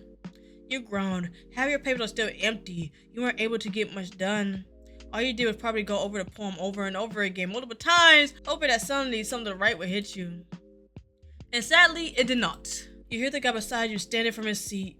You nearly forgot about his presence and head out of the library, leave you alone at the table. You take a glance at the wall clock, cursing at the time. Seeing that there's no point in wasting more time here, you made your way out of the library as well. You reached the hallway. The stranger from the library was already gone. What surprised you was Crow's presence, followed by the same group of friends you saw this morning. Oh, only that Brittany's uniform was covered with someone mixed ketchup, mustard, and variety of oils. Just tried her best to wipe them off her. The fuck happened in the cafeteria? Kuro, I was about to check up on you. How are you feeling? I'm doing fine. Just mad I didn't get much work done on my paper. You can always come for me for help, Kuro. You give Kuro... Hey, yo, why you looking at my man? Hey, yo, I will cut you so fucking fast, bitch. Don't play with me. Don't play with me. That boy is mine. I'm sorry that you seem to be confused. It's not up to me. That boy is mine. So back the fuck up. Like, don't, please. Don't do it. Don't do it. He give Crow a smile, thankful for his will to help you before turning to Brittany. The The sad girl noticed your gaze on her and let out a huff. She seemed embarrassed. I'm doing fine. Although, you turn your gaze toward the blonde behind him. Kuro followed your line of sight, scratching his cheek. A drop of sweat rolled down his neck. Sensing your curiosity, he turns to Brittany. The blonde woman just waved him off, refusing to meet his eyes. Taking that as a sign to proceed, Crow explains. Things went a bit hectic in the cafeteria. A food fight broke out. And it was the best fucking food fight ever! You should have seen the face of that redhead bitch when you slammed the ketchup on her uniform. Damn! Dora jumped into the conversation, starting you and Crow with his sudden appearance. An annoyed expression made its way to Crow's face. You nearly got us all in trouble, Daryl. I'm glad we got ourselves out of there before things got worse. Yeah, knight in shining author, Mr. Extraban, always to the rescue. Really? Make use of your title as the school rep, huh? Daryl gave Crow a slight nudge. The sad man just rolled his eyes. But you gotta admit the look on Pinkie Pie's face was fucking hilarious. Right, Britt? You and Daryl turned to Brittany, some of the sauces on her uniform gone, leaving nothing but stains on it. A small smirk formed on her lips as she recalled earlier events. Well, I can't deny that it felt good having to fight back. Dora gave a toothy smile at the blonde woman, which she returned in her own snarky smile. Crow only rolled his eyes, shaking his head at the two troublemakers. You observed them, you noticed someone's missing. Or rather, someone amiss? Just seemed to catch your confusion at the lack of numbers and stepped up to explain. If you're looking for Gio, he said he was going somewhere else. I'm not quite sure where though. I see. Not that I was actively trying to look for the guy. He actually scares me. I should head to my next class. Not sparing them any more of your time, you swiftly turn to your heels and rush out of the scene. Ah! She cried a wonder, is she? She a runner, she a track star. She gon' run away when it get hard. Dora perks up beside Crow, someone's face, while the two stare at your departing form. Crow sighed and looked down on the floor. I don't know what I did wrong. You did nothing wrong, baby. I promise you that. The taller jock said nothing but give his friend a look of pity, rubbing Crow's back and tried to think of something, anything, to reassure the man next to him. Dura's eyes suddenly lit up, a smile appeared on his lips. Taking advantage of Crow's vulnerability, he swiftly snatched his friend from his pocket, and latter not batting an eye his phone was taken. Instead, he questions him. The jock simply messes with his phone, his tongue sticking out from the corner of his lips. What are you doing? Trying to fix your love life. You're welcome, by the way. What are you even talking about? Crow eye grew wide at the block text the girl showed him. So he the one that— Oh! Give it back! Dora simply laughed at Crow's failed attempts at getting his phone back. Dora waved Crow's blue mobile phone in the air. You got no choice, Crow. I already sent the message. Dare you sneaky bastard! Just call me your favorite wingman after this. The jock winks. They turned to each other and shrugged. Wonder what Dora could have done to get Crow flustered like that. So Dora the one that— Okay. Thank you. Okay, so what if we just go somewhere else? Oh. You glare at the blonde-haired woman who waits for your answer. You turn to Crow. He too was waiting for an answer while a nervous drop of sweat rolled down his temple. You got to be honest. Crow is right. All this is still quite overwhelming for you. Throughout your years here, you only gotten used to Crow's presence and him alone. But yesterday he introduced you to his new group of friends you didn't know he had. You're happy for him, you really are. But why does it feel like a lie whenever you tell yourself that? And why does your heart swell up in your stomach from the thought of him not being by your side all the time? A horrible feeling of green envy and rage and jealousy consume you. Whoa! What? Are we okay? Some lump made its way to your throat, hindering you from forming words as you can feel your eyes turning to water while your shoulders start to tremble. You need to get out of here. I need to go. Kuro? You ignore him in the group as you push him away, earning a shocked look of both Brittany and Crow's face. Kuro! Wait! Damn, I don't think Brittany would make somebody cry by being that bad at communication. For fuck's sake, Dora, shut up! I didn't mean it, okay? What? I'm right, aren't I? I'm going after her. Huh? Axabon! Crow didn't listen to his friends calling his names, especially Gio, as he ran after Kuro, rushing out of the rooms hoping to catch her. You shoved through the sea of students, receiving some irritating looks after pushing them aside. Their looks didn't matter to you, however, as you tried to get out of the crowd as quickly as possible. Kuro, wait! Crow booming voice behind you isn't helping you rise anxiety. Your tears are slowly cascading down your cheek. Damn. Kuro, please wait. What's wrong? Stop. Crow cries out and each breath takes. You keep ignoring him. You turn a corner, hoping to lose Crow in the crowd. The worried tone in his voice just make it ache in your chest more and more painful. You do not care how many floors you ascend. I swear if I fall down these fucking stairs and I get stabbed with an umbrella in my throat, I am hurting somebody. You don't care how many floors you ascended as you run up from one floor, nearly tripping. It's raining. It's raining. It's raining. It's raining. It's raining. I'm sorry, y'all. Before you knew it, you made it to the school rooftop, pressing the ear on the door. You don't hear Crow's call anymore. And you let out a breath that you only been holding. And then everything slowly crashed down on you. You fell down on your knees and hugged them, not bothering how dirty the floor is anymore. You looked up, a few droplets of the rain slowly dropped from the sky. Reflection of the salty tears now staining your cheek. I'm so fucking pathetic. Crow is his own person. I feel so selfish to even think I'm his only friend like he is to me. Of course you have other friends beside me. But why does it hurt? It's because I'm just some nobody. All of them look so fucking cool. Especially that Brittany girl. She's tall and pretty. Heck, I might mistake her for a model if it wasn't for her uniform. She seemed like Crow's type. Familiar ugly feeling made its way to your chest. You tightly clench your fist to where your aching heart is. You want to rip it out in the open and toss it from the edge of the building. Will he leave me if he deem me unworthy? Was I ever that worthy to be beside him? You can't think anymore. You don't want to think anymore. Tears now flooding your eyes as your sniffles sobs as you bury your face into your knees as you cry your heart out. The rain is heavy as it tries to cover your sorrows. Damn. You have no idea how long you've been crying, but you've run out of tears to shed and have been staring into a blank space for a while now. Maybe it's time to head back. You look up at the dark sky, rain slightly calmer, still not stopping the downpour. Standing up and dusting your back. You're about to grab the handle when you hear another voice from the other side. Your heartbeat quickens. You swear you was alone when you got here. You were blocking the door that entire time, so someone coming in would be near impossible. You was curious about how this individual seemed to get past you. Or maybe they was there before you. Who knows? Getting your plan, you slowly approach the voice, making sure not to make much noise as possible. There he is!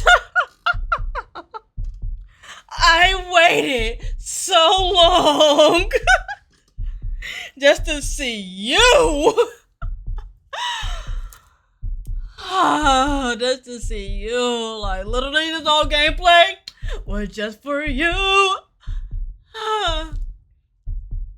That was kind of dramatic, yeah, my bad. As you expect, there was someone. A young man in his green vest, must be his uniform, hair in a shade of light blue, like how they remind you of the sky before they darken, tied to a low ponytail and a white whippet. He seemed to be in a deep conversation. You could be in a deep conversation with me, with whoever is behind the phone, held up to his ear. You can't quite hear the conversation he was having, much less understand what he was talking about. You assume he was speaking in a whole different language. There he is, y'all. Like, don't get me wrong. Crow can get it. Soul can get it. Everybody can get it. But that one? You step back. You're guessing this student is a foreign. Oh, and you know how to speak another language? Oh, what language do you speak? Konnichiwa. Oh! Seems that he seemed to pose no threat. You were about to leave when you felt a hand grab your shoulder. You stood frozen on your spot as you felt a huff of the breeze in your fan on your neck. What the fuck?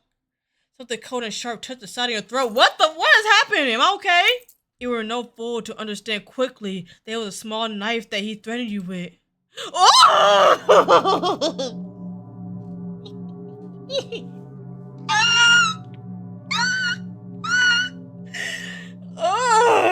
Oh, you're so fine. Oh.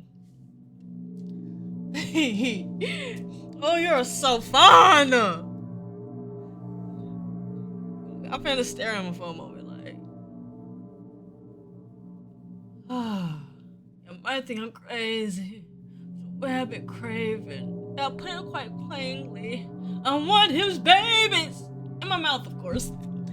Tell me what you're doing tonight. I'm sorry. I'm not starting that, y'all. Watching movies, but we ain't seen a thing tonight. I just wanna keep him up. And who are you? Speak! Unless you want to get yourself in big trouble. Sir, when I say I surrender in so many different ways possible, I surrender. I'm KuroHP, gotta roll the R. I'm a class 4B, please don't kill me. You yelp out, the hand on your shoulder went loose as you feel him withdraw with a knife. Taking it at the chance to push yourself off him and turn around to face the blue-haired, knife-wielding student. Get an urge to throw a punch in his face. I'm not doing that shit.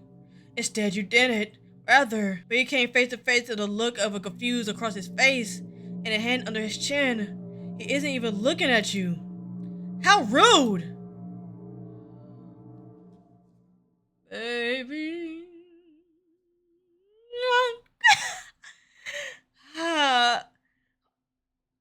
I love it. I love it. I love it. Huh? My bad. KuroHP, gotta roll the R? Why did that name sound familiar? Class 4B2. Now's your chance, but he's distracted by his own thoughts. Why would I throw a punch at him? Did we not just see him put a knife to our neck? This boy's fast. I didn't even hear him coming from behind. But you know, I didn't even hear him coming. I would've stayed seated. You threw a punch at him, however, merely catches your fist with a single palm. His other hand never leaving his chin. So you feel like he's like doing this, and he caught your shit like this? Bruh. Why did you even bother? You were never the strongest in your family. Oh, I remember now. You swore you saw a light bulb lit up on the top of his head. He let go of your fist and pocketed his team knife. Wait a second.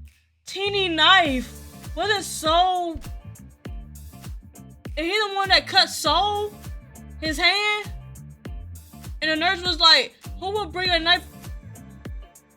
Interesting. He let out your fist and pocketed his knife, where it turned out to be a foldable pocket knife, and give you a brief smile. He didn't just threaten your life a mere second ago. That's fine. What a pack of timing you would have at the moment, Kuro. He put his hand together like a prayer and bows down, then taking a sudden shift in attitude. I'm in need of your help. Huh? What, hold on. What do you need help with, first of all? You see, I can't attend my next year class due to some family emergencies. And part of my partner, I'll be there.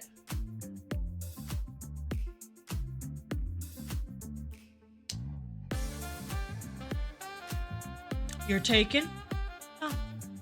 That's very interesting. Let me read that again, cause you know I got the stakes. I gotta make sure I'm reading this right. I'm making sure. And I promise my partner. Oh, okay. I'm making sure that you're taken. Okay, I see how it is. It's fine. It's fine. It's okay. I'm just gonna write in my little black book. Oh, no. And that's fine. What? Oh, that's fine. By seeing that you're in class 4B, can you take over for me? Excuse me? Who does that guy think he is? Your next class is art appreciation with Mr. Allen, correct? And how does he know your next class is art appreciation with Mr. Allen? Hey yo, hold up. First of all, who the fuck are you? Second of all, why do you have a pocket knife within school campus? And third, why would I agree to your terms after you actually just threatened my life? And fourth, what do you mean you're taken? At last. He mean like a project partner, not like a partner, you know what I mean? After realizing the situation, he let out a gasp, his mouth shaping like a oh! He fixed his posture and gave you a wink and a thumbs up. Ooh! My name is Hugo. Ooh, your name is Hugo? That's how you say it, right? Hugo? My name is Hugo. I'm from class 4A, but often had class mixed with Mr. Allen to catch up on my missing subjects from my past 2 years. Damn. Missing subjects from my past years. This guy is a clear troublemaker. He just rubbed the back of his head and chuckled as he continued with your next question. Taking out the pocket knife, he dangling it as some toy presented to you like it was the most interesting thing you ever laid your eyes on. You rolled your eyes. And this? He waved the pocket knife left and right. As for self-defense, the guards are quite shitty at their job and inspecting each bag. Things as little these are easy to slip by, but it's quite useful when you're ever in a pickle. We're in school grounds. Just use scissors like any other normal human being. He put the tool back in his pocket. Oh, and for your last question. His expression relaxes. His goofy persona thrown out the window as quick as it came. His tone now a bit serious with his gaze fixed on him. Okay. Do you have friends, Kuro? Okay, that kind of offended you a bit. Yes, I do. What are you doing? What are you doing? Yeah, but don't you ever feel like you're just not doing much for them? That made your thoughts shut up? I ain't gonna lie, he's not really the best guy out there. He blabbers with the thought of whoever his friend is. But judging from the way he talks, he seemed to care for him, admire him even. But people tend to misunderstand him quite a lot. Heck, even I did. I thought I couldn't trust the guy with anything. Like how you don't trust Crow with anything before. Sorry for threatening you with a knife, Kuro. But what I'm saying is, oftentimes I can never be there for them. I given up on that thought and stayed by his side. But you, however, there was a glimmer in his eye you couldn't see to unsee. Maybe you'll understand him. ... Get to the point. Please be his partner for your art class.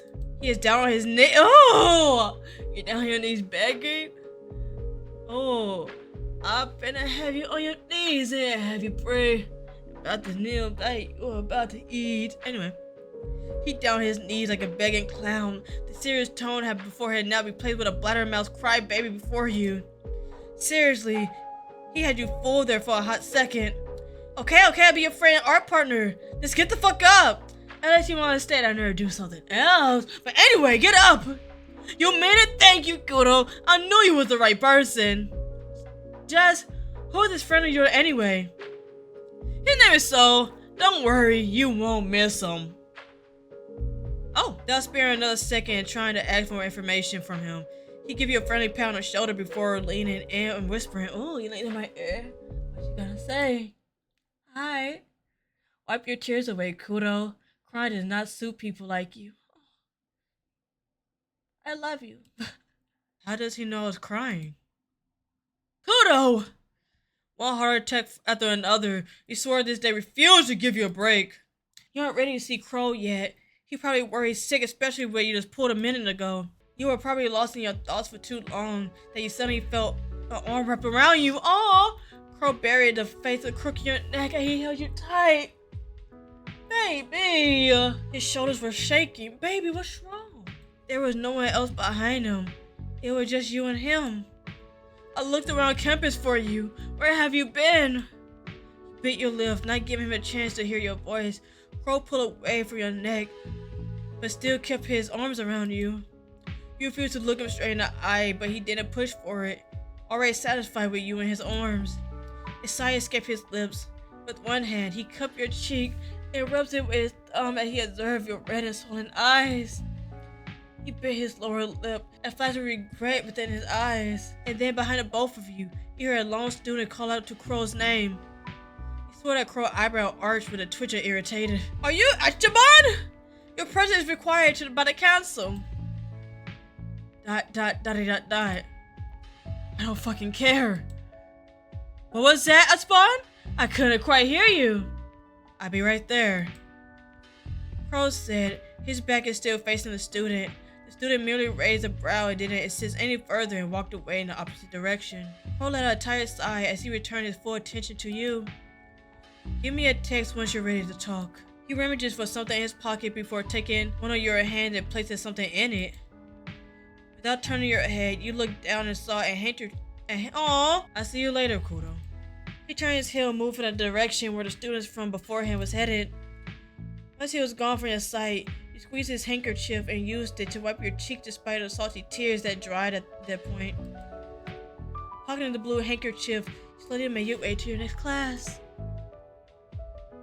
Upon scanning the room, he thought back to the guy who threatened you with a knife on a rooftop, promised you. I'm missing, huh? But that is a hard. Everyone here look like they're hard to stop from how colorful they all look. Now the perfect time to look for the soul person Hugo was talking about. But up until now, you have no idea what he looks like.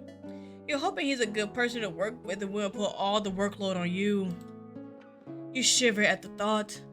You had enough of those kind of people in your life entire college years. What the fuck happened to your face?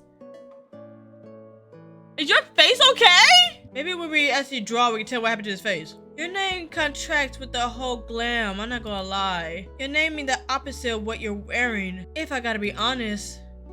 Not that you don't dress well, I mean, you look good. Too good. The picture, oh, you blushing? Yeah, you like that. The picture of red makes its way to his face.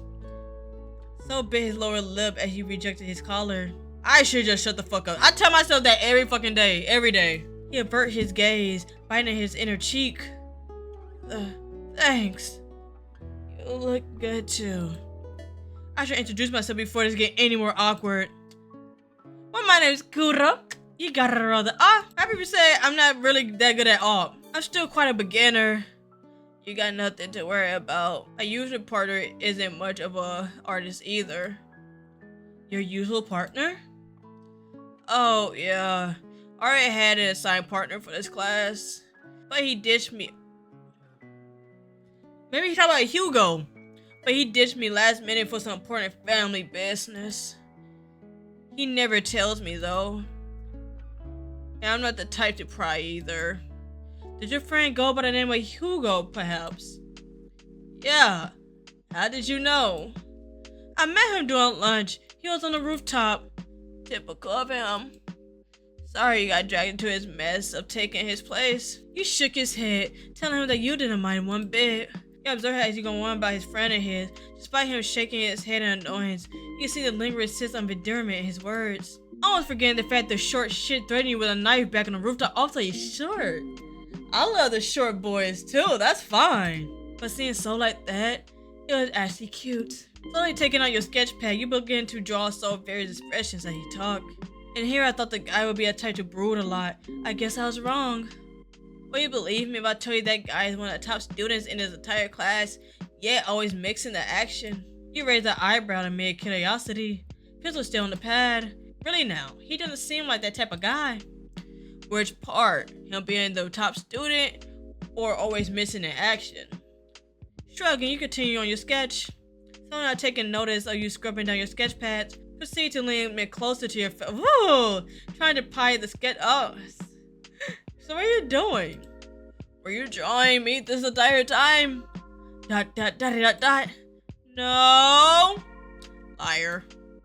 I thought I was supposed to be the one drawing you, not the other way around. With a huff, he leaned back in his chair, crossed his arms, proceeded to pout. Oh, he's so cute. Proceeded as the pout made his way to his face, biting the side of his cheek. After the little piercing reflect the room. Oh, come on, it's not that big of a deal. You try to cheer him up. Plus, you look really cute. Oh, I would tear you up. So cheek turned red, his eyes widened before strictly averting his gaze from yours. The grip of his own tightened, causing the sleeve of his shirt to wrinkle. I saw that. What do you say? Not what? What's this? No. What's this? No. We gonna find what you said. We're gonna say what you say. That's cute. I thought you said not as cute as you, so thank you. Don't need to get shot with me, baby. I make you relax in all the best ways. You said something? Nothing. You sure mumble a lot. It's a habit. I'm not used to talking a lot. You keep talking about your friend Hugo. You seem to be fond of him, regardless. So let out a sigh, rubbing the back of his head at the thought. He knew you were right, and he knew he cannot deny that he's fond of his friend. His only friend. I owe him a lot, that's all. Enough about Hugo, though. Let's continue our task. Aye. What? Stop it. You keep saying shit fast and I can't. Talk to me. I'm easy to talk to, I promise. What do you keep saying? I keep. And okay, and I'm joined, and that's final. Okay, I love when a man take charge. You pout. He merely chuckles. All right, Grumpy. You couldn't help but hold your gaze at Soap's face. The bandage on his cheek is interesting. Judging by how much he covered half his face, you guess it must have been a huge blow. You decide to question him. You fell down the stairs or something? What make you say that? You point to the bandage of the cheek, at the end of your pencil. He bit his lower lip, lowering his head in a bit, trying to cover the bandage with his hair. ...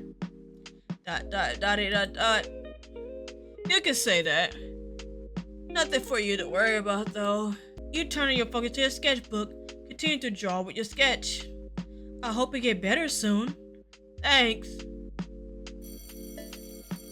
So try to pry the sketchbook off your hands. Probably wanted to get rid of the sketch you made of him while he was on his teeny rant. However, you was quick on your feet and shove your sketchbook in your bag before he can even get his hands on it. So give you a pouty look before giving up eventually and start packing his things as well. Proceeded to head out of the classroom, waiting for you by the door. Do you have a phone? Yep. Okay, y'all, we in here. We gonna take his hand. You took his hand in return. Cole wrapped his finger around yours. His nervous smile melted into a genuine and happier than before. He leads you both way to the school gates, to the streets. What if I say, I do believe in gods? I do. They are the very beings that bless our lands and soil. We will get to worship in our village patron goddess church and pray for a good harvest. I'll give you another understanding. Now, why haven't we hug him this time? Except kissing those thick lips. You didn't feel bad as before, but your vessel is not completely empty yet. Somehow you look at Crow and the comfort he brought to you made you want to brag and linger until you're sure you had no tears left to shed. Then down once more, you bury your face in the crook of his neck and his arms wrapped around you. His hug is warm and soothing as he waits for you to gather your thoughts. Crow wraps circles around your back, a silent way of telling you that he was there. You are not alone. You're not alone. Okay, Michael Jackson. And he'd be there whenever you needed him. He didn't say a word. Understand that you need silence more than anything right now. You cannot thank him enough for always knowing what you need. You have no idea exactly how long you remain in that embrace while lying down on the grass. You feel a lot better that you're ready to get back up on your feet. You pull away, meeting Crow's eye that seemed to ask after your well-being. Fixing his collar, he turns towards you. Are you good to go? You can read that just from his gaze. You nod slightly as then that Crow completely releases you from his embrace, helping you sit up before he dusts off the grass that's stuck on his shirt. You get up and Crow retrieves his bag, almost forgotten by the tree. He looked back at you and take your hand silently. It was time to go. It was time to leave this magical place. Look at the stars and how brightly they shine. You give the sky one last glance before turning away, hand clasped tightly around Crow as you let him lead you home. Okay. Alright. What are we asking to move from my seat? Hey, get the fuck up, bro. Get up. No, you refuse to accept this. That is your seat. Heck, you even make sure that people know by scribbling your name on a wooden chair. What the fuck? Okay, that's a little bit too much. That's a little bit too much, ma'am. I can't agree with this behavior that you're implying. I can't do that. Okay, the last part was a lie. Okay, good. You're probably get in trouble if you actually vandalize school property. But you've been in the library more than you could count. That you're pretty sure that even a regular student who come here would know that's your spot. Swallowing your pride, you slowly approach the seated guy. Oh, it's you. Yeah, baby. Once you made it to his side, however, he didn't bother to acknowledge your presence. Damn! Seemingly more focused on the book he was reading. You fake a cough. I don't get my ass beat, y'all. That seemed to catch his attention, for he gave you a small glance right afterwards. His nose still buried in his book. This seemed to catch his attention. You're in my seat. Can I have it back? He stared at you in disbelief for the amount of balls you had. He stared at you for a moment and then closed his book. Aww, serving his body to face you while placing an elbow on a. Oh. His reddish orb stared back at you. Oh shit. The confinement you had 5 minutes ago vanished in thin air as his gaze sent shivers down your spine. The dark circles under his eyes add to the intimidating look. He raised a brow before looking around. He's looking around saying who the fuck you're talking to. That's what he's doing. He's literally looking around to see who the fuck you're talking to. He raised a brow before looking around, under the table, on the seat, and even under the book before turning back into you. I don't see your name anywhere. You can feel the vein in your face forehead pop out. Oh, so he wanna be a smartass, huh? She'll put my name like I planned for this jerk like him. You cross your arms, not hiding your visible irritation. Oh, now you smirking at me. Oh, earning a low chuckle from the male who's seemingly amused by your frustration. Oh, you think I'm cute? Okay, so cute. Say, if you really want your seat back, you can just convince me to move first. Tell you what, how about a cup of coffee? If you could bring me a cup, maybe I'll consider moving. You bit your inner cheek. Now he want me to be his little servant? Who does this guy think he is? Turn your head to the nearby coffee stand near the exit. You observe some students enjoying their own coffee while reading or studying. Maybe you can grab his coffee and get this over with. Boy, how you like your coffee? Tell me how you like it. Do you like a little like cream and sugar? Then just give him this fucking coffee and see what happens. Alright, I get your coffee then. Not sparing him a moment to respond, you turn your heel and head towards the coffee stand. The barista, who turned out to be one of the few students who do part-time like you do, greets you and offers you their menu. You scan the contents. You curse under your breath. You've got to ask him what he likes. I know he's like some dark chocolate with a lot of cream oozing. I'm sorry. Maybe something simple would do for now. You look up at the barista, who is patiently waiting for you to take their order. I'm kind of like a mocha. Do you like mocha? Can I get a cup of that mocha? Matcha. Oh, I'm so fucking dyslexic. Oh shit, my bad. Matcha, right? Let me look it up. No, I'm right. It's mocha. It's mocha. Okay. I thought my dyslexia failed me. I thought they succeeded. Anyway, yeah, I'm more like a mocha, y'all. Like, sure thing. One mocha drink coming right up. Jotting down your order and accepting your payment. The barista I gotta pay for this shit? Damn. Turned to you with a chosen drink. Not long after, she called upon your name. You thanked her, grabbed the drink from the counter, and make your way back to the student in black. Careful not to spill the cup contents. Oh, why are you looking at? Do you not like chocolate? He positioned his seat remained the same, his leg over the other, his arm rested on the table, with the other now holding the book he was previously reading. The smell of grind beans invaded his senses. He closed the book and placed it on the table before finally looking up at you. Then the coffee! He said nothing as you placed a warm beverage in front of him. He fixed his posture and then reached out to grab the cup. Please, like chocolate, please. He took a whiff before taking a sip. Oh, so you do like chocolate. Fuck yeah. He let out a hum of approval. His eyes closed as in the warm embrace. I can have you in my warm embrace. He said nothing as he continued drinking. He seemed to like it.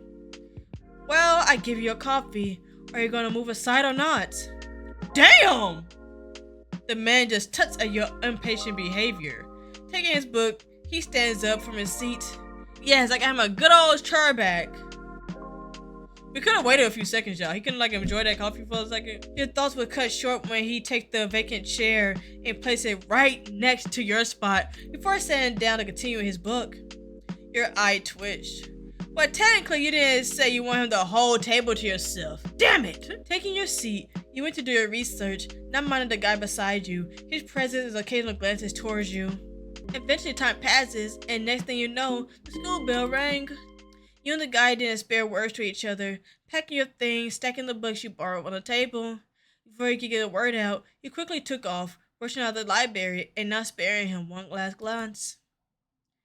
His gaze lingers on your departed finger. Pinching the book in his hand, he bites his lower lip, hard enough his skin to break. Damn! Are you okay? Frustration embedded in his features, seemingly cursing at himself for not being quick enough to grab your attention one last time. Oh, sweet and adorable darling. Always so quick on your feet. See you in next class, Kuro. See you. So what happened? Now force his ass to get up. Get the fuck up.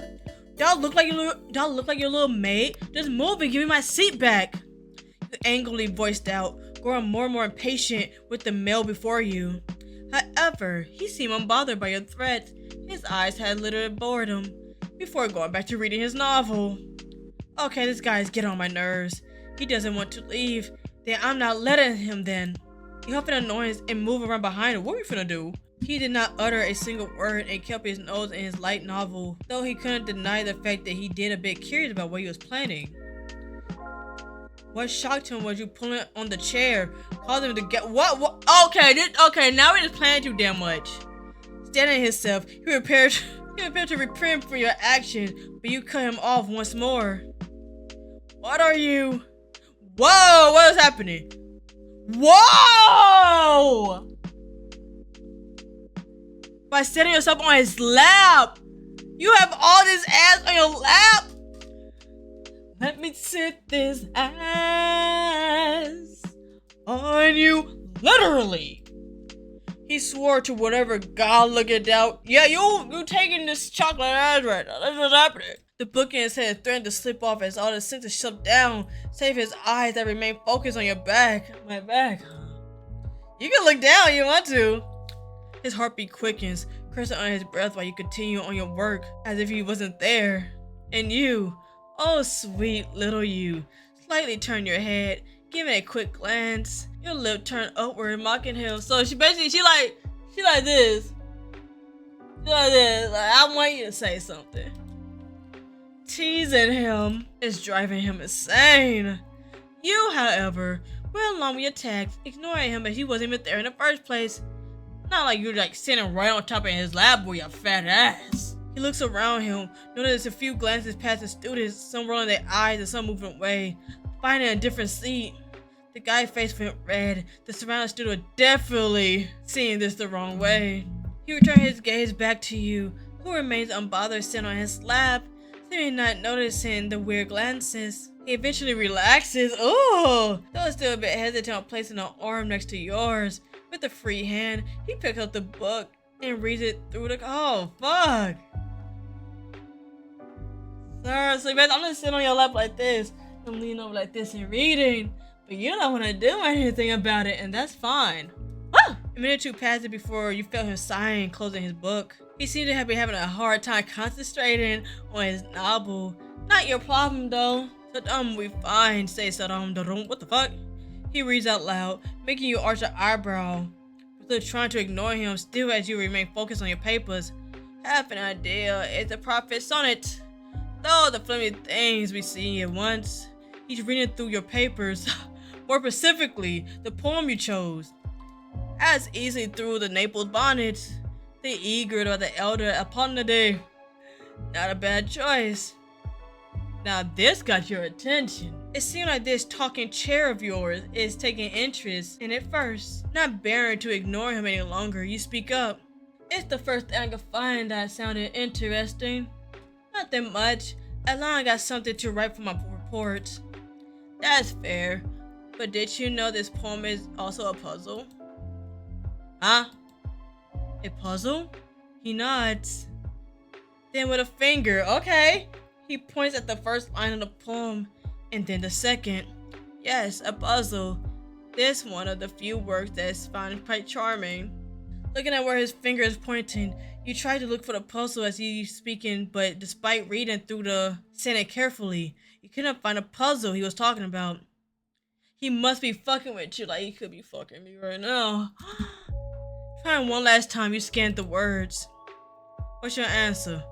My answer? Fuck me, Poppy. Hold up. Heh. I say he. Fuck me, Poppy. I can't see it. It's some sort of riddle? About what? Would you like a hint? That would help me. Look at the first letter of the first line and the second letter from the second line and so on. He removed his fingers from the paper and now observe your facial features. Oh god. Your brow are frowned into full concentration now. A finger under your chin as you look at the letter based on a hint he gave you. Oh, my bad. Hold on, what's the answer though? Give up. So what's the fuck me, Poppy? I give up. So what's the answer? How am I supposed to write that down? Hold on, where? Damn, I'm right out. No, I got my notebook right here. Write that down so next time I can just write it down. Sarah, smile. Will you smile enough for me? Okay, Sarah Lewis. It's a name. Yep, Sarah's the author that had child relations to. I see. Well, you tried. That's all that matters. You look back at your paper. On the poem specifically, a newfound sense of respect for the sonnet after knowing its hidden meaning. This add more content to your paper, and maybe it help you get a big, even higher grade on it. Maybe hitting the book isn't so bad. Ooh! You lean back on the chair, forgetting that you're literally on somebody's lap while his ass, causing you to accidentally press your back against his chest, making him jerk in his seat. This surprised you. You yelp and quickly stood from the chair, aww, and turned to apologize to him. Why? I was comfortable. His previous relaxed posture is now back and being stiff as a board. Stiff as a board, huh? Face is a bright red, resembling a tomato, leaning forward on his seat. His chin rests on the top of the table with a flustered expression on his face. I'm sorry. I forgot I was sitting on you. Oh my god, I was sitting on him! Instead of realizing it hit you, you quickly went to bury yourself in the ground. The student before you remained silent. His face is still burning red and his eyes wide as plates. He shakingly grabbed his book and quickly stand up from his seat. Without sparing you any time on breath, he walked towards the exit with a bit of limp in his step. Oh, I know. That boy is hard as a board, y'all. He is bricked up. You feel like ripping your hair out. You did all of that embarrassing the shit out of the guy who refused to give you a seat in the library. You could have gone to a different spot without having to do all that.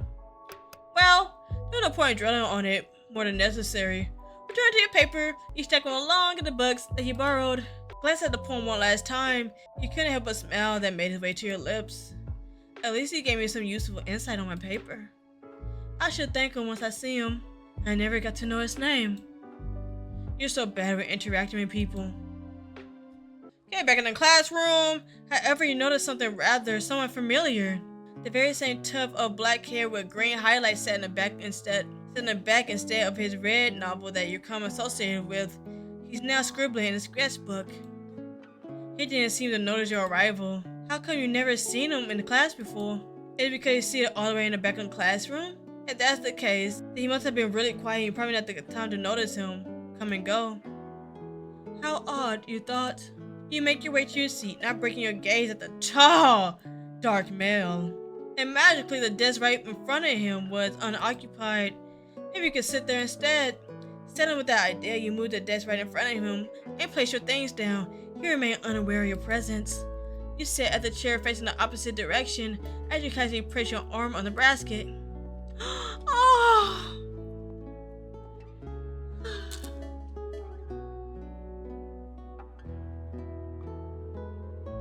You're so fucking pretty. I hope you know that. Beautiful. Just beautiful. You observed the way he drew his pencil.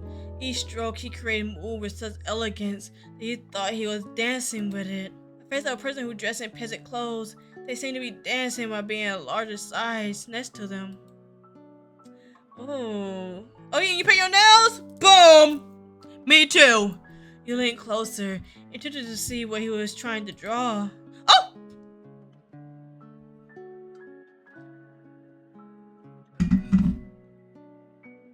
My bad. But was left startled when the book suddenly slammed closed, causing you to jerk back. You took your head up, and you both looked at each other. It's the same guy from the library. He gave him an awkward smile and a peace sign. He kept staring at you. Hey there! Sorry about what happened back in the library. You're my classmate. That's a surprise. Hope we get along. Okay. Being caught in the act wasn't part of your plan. Quickly serving around, you were properly facing forward, ignoring the burn stare in the male.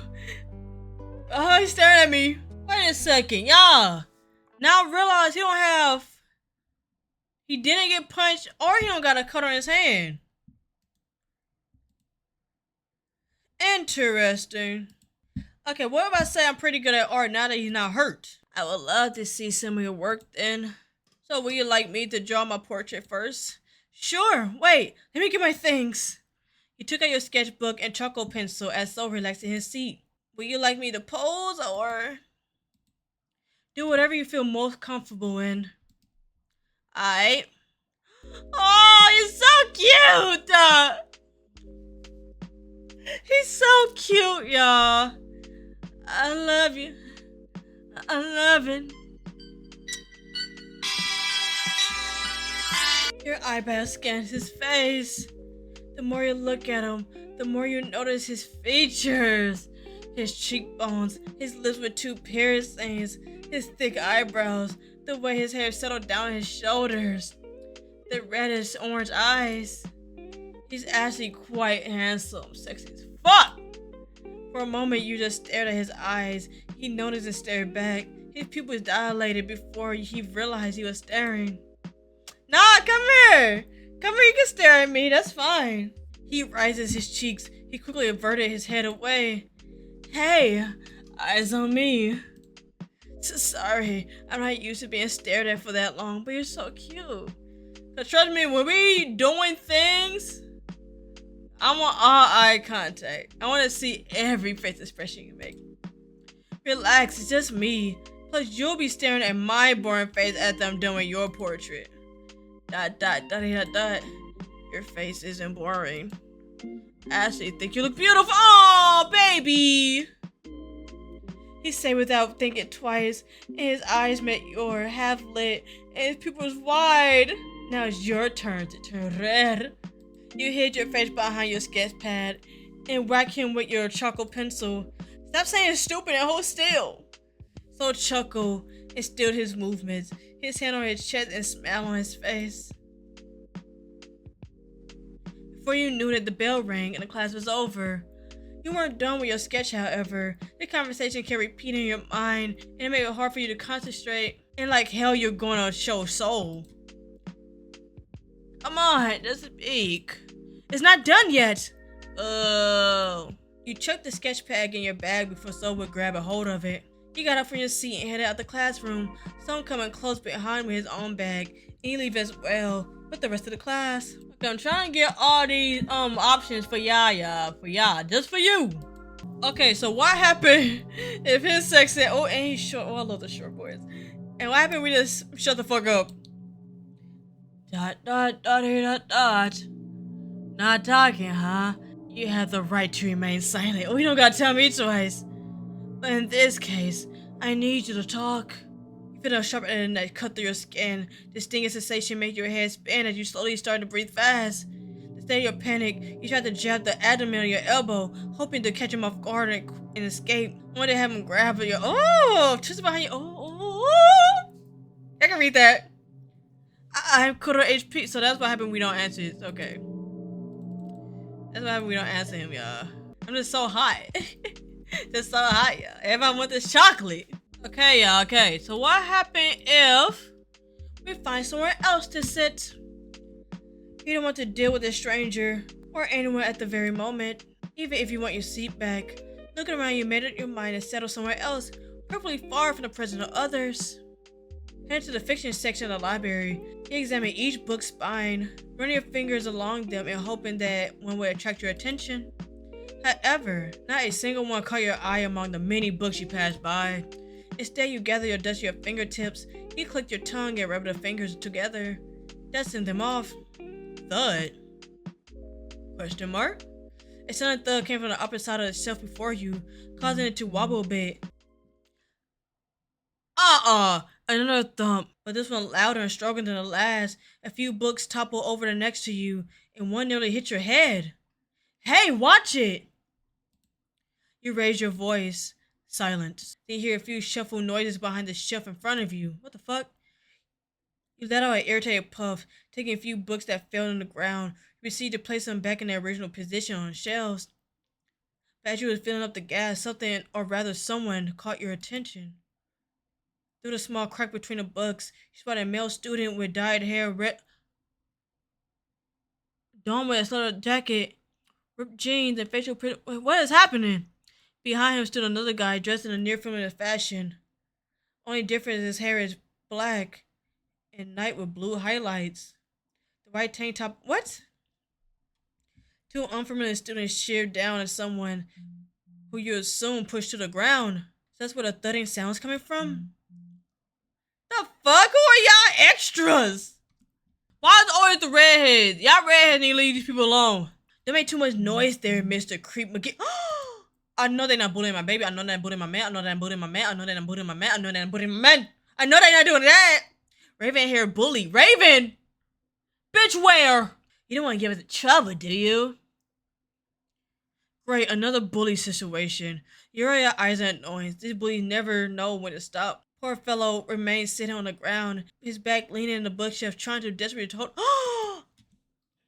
Where's my knife? I'm gonna cut these holes so fucking deep it's not fucking funny. He muttered something under his breath. What was that? I couldn't quite hear ya. The redhead bully mocked. His hand brushes behind his ear as he leaned closer to the man on the ground. His red hand. Can we go save our man? I said, fuck off. Why, you little. He cringed at the sound of flesh hitting flesh. Called. So that's how he got those bruises and cuts.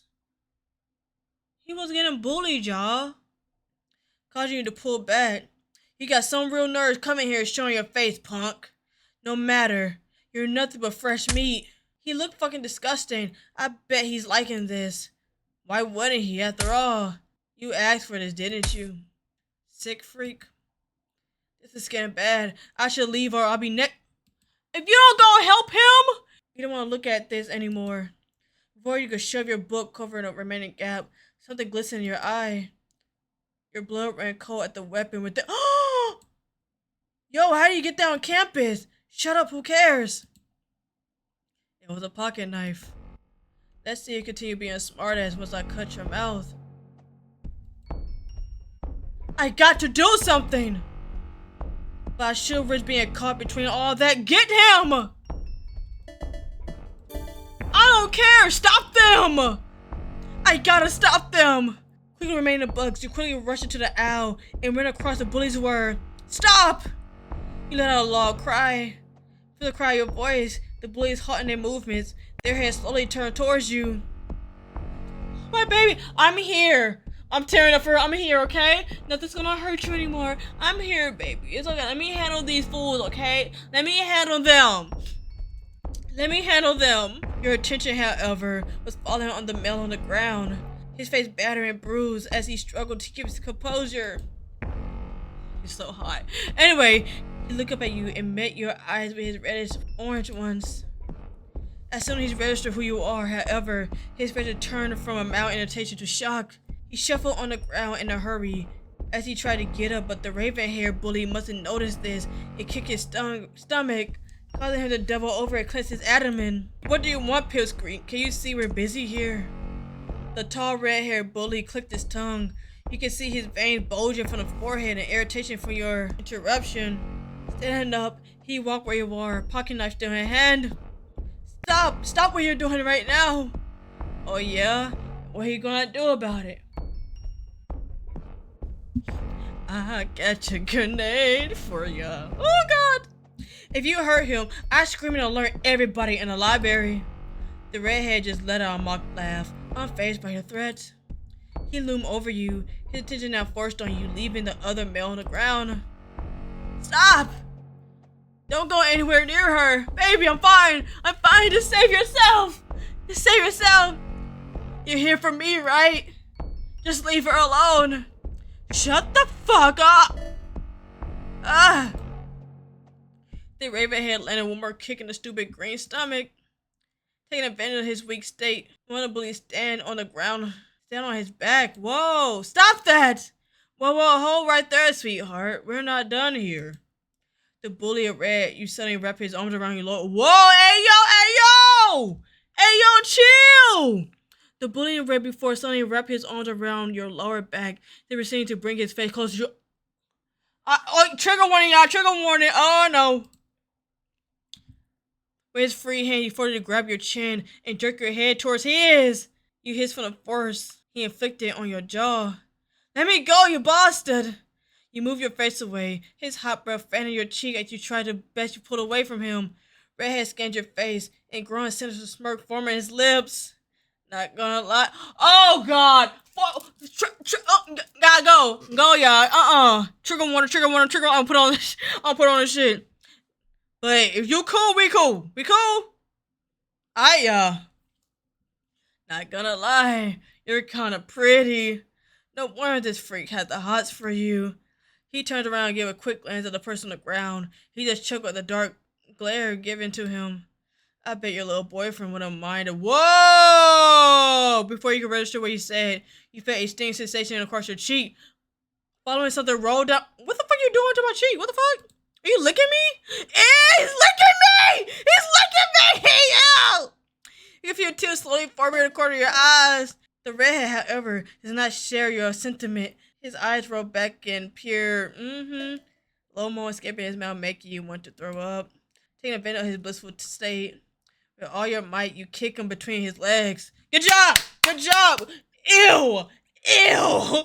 Good job! Fucking bitch!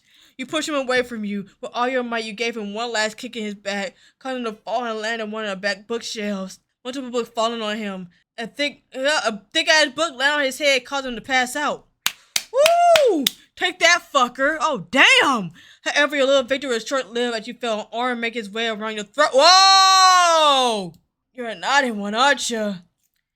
Why don't I teach you a lesson? Let go of me! You clawed the bully's arm, trying desperately for him to release you as you slowly lose air in your lungs. Your vision slowly began to dark. Can't breathe. Someone help. Oh, God! An arm around your throat loosened. Your dizzy state caused you to lose your balance. You steadied your breathing while rubbing your throat, trying to ease the pain it just went through. Two bully bodies are now on the ground, all passed down what's left of a pair of black shoes before you.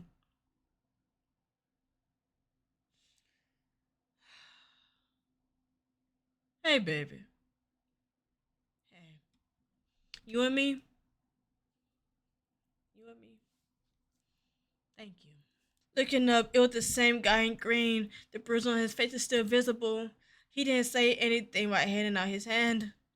Accepting it, you let out a small thank you as he pulled you up on your back and your feet. Now that everything seemed to settle down, he finally got a look at him closely. He actually pretty tall. I'm sorry, y'all. Probably around 6 oh god, yes.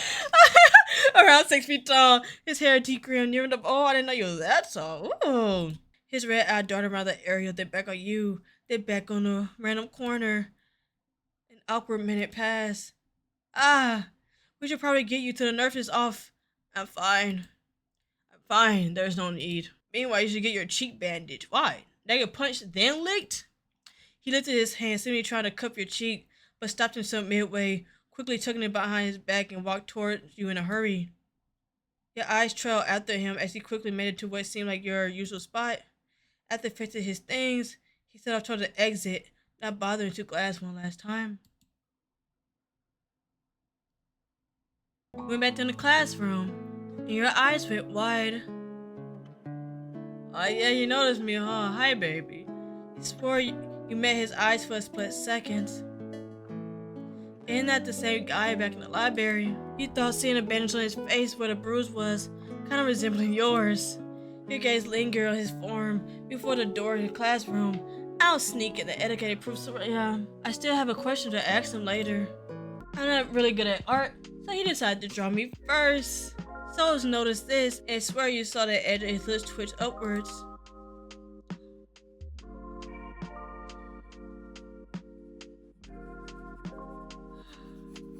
The sound of pencil against paper filled the classroom.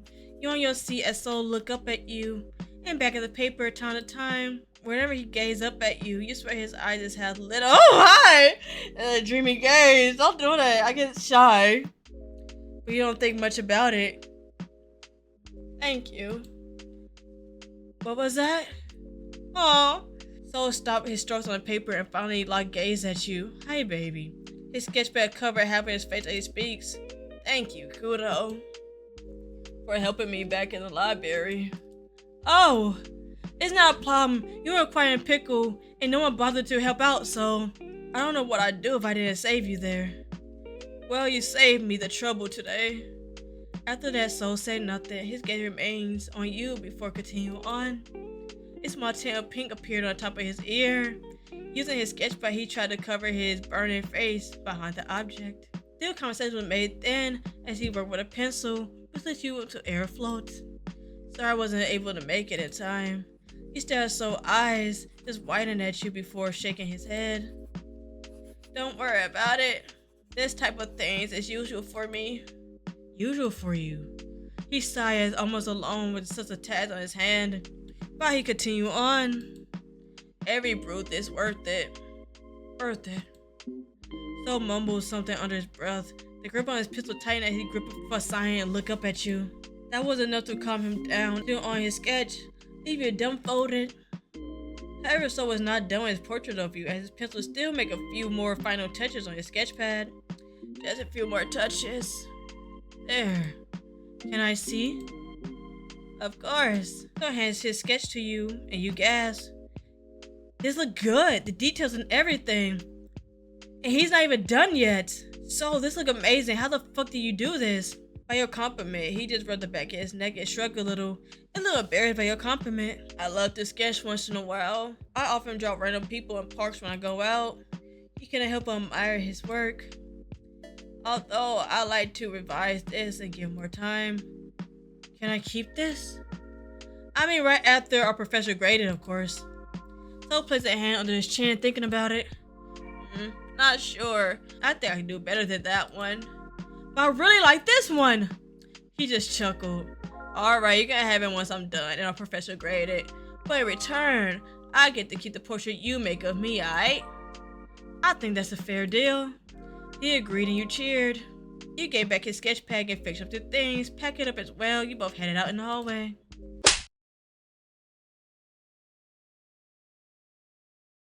So we learned a few things. One. Rest in peace, man. Rest in peace, Crow. Damn, that shit crazy. That shit hurt. That shit crazy.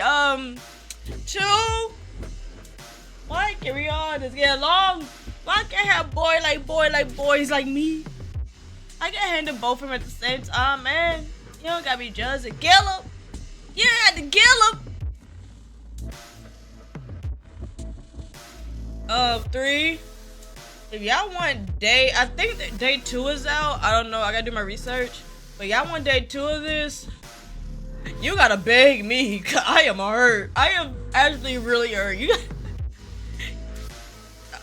No. I'm not well. I'm not okay. I'm finna go get some Taco Bell and sleep or something, cause that shit ain't right.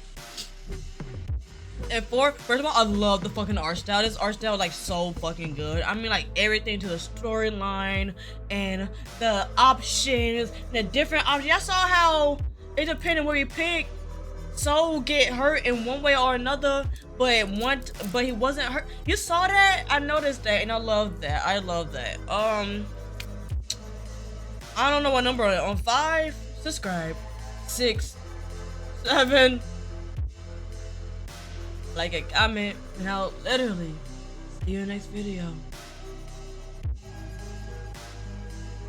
Bye.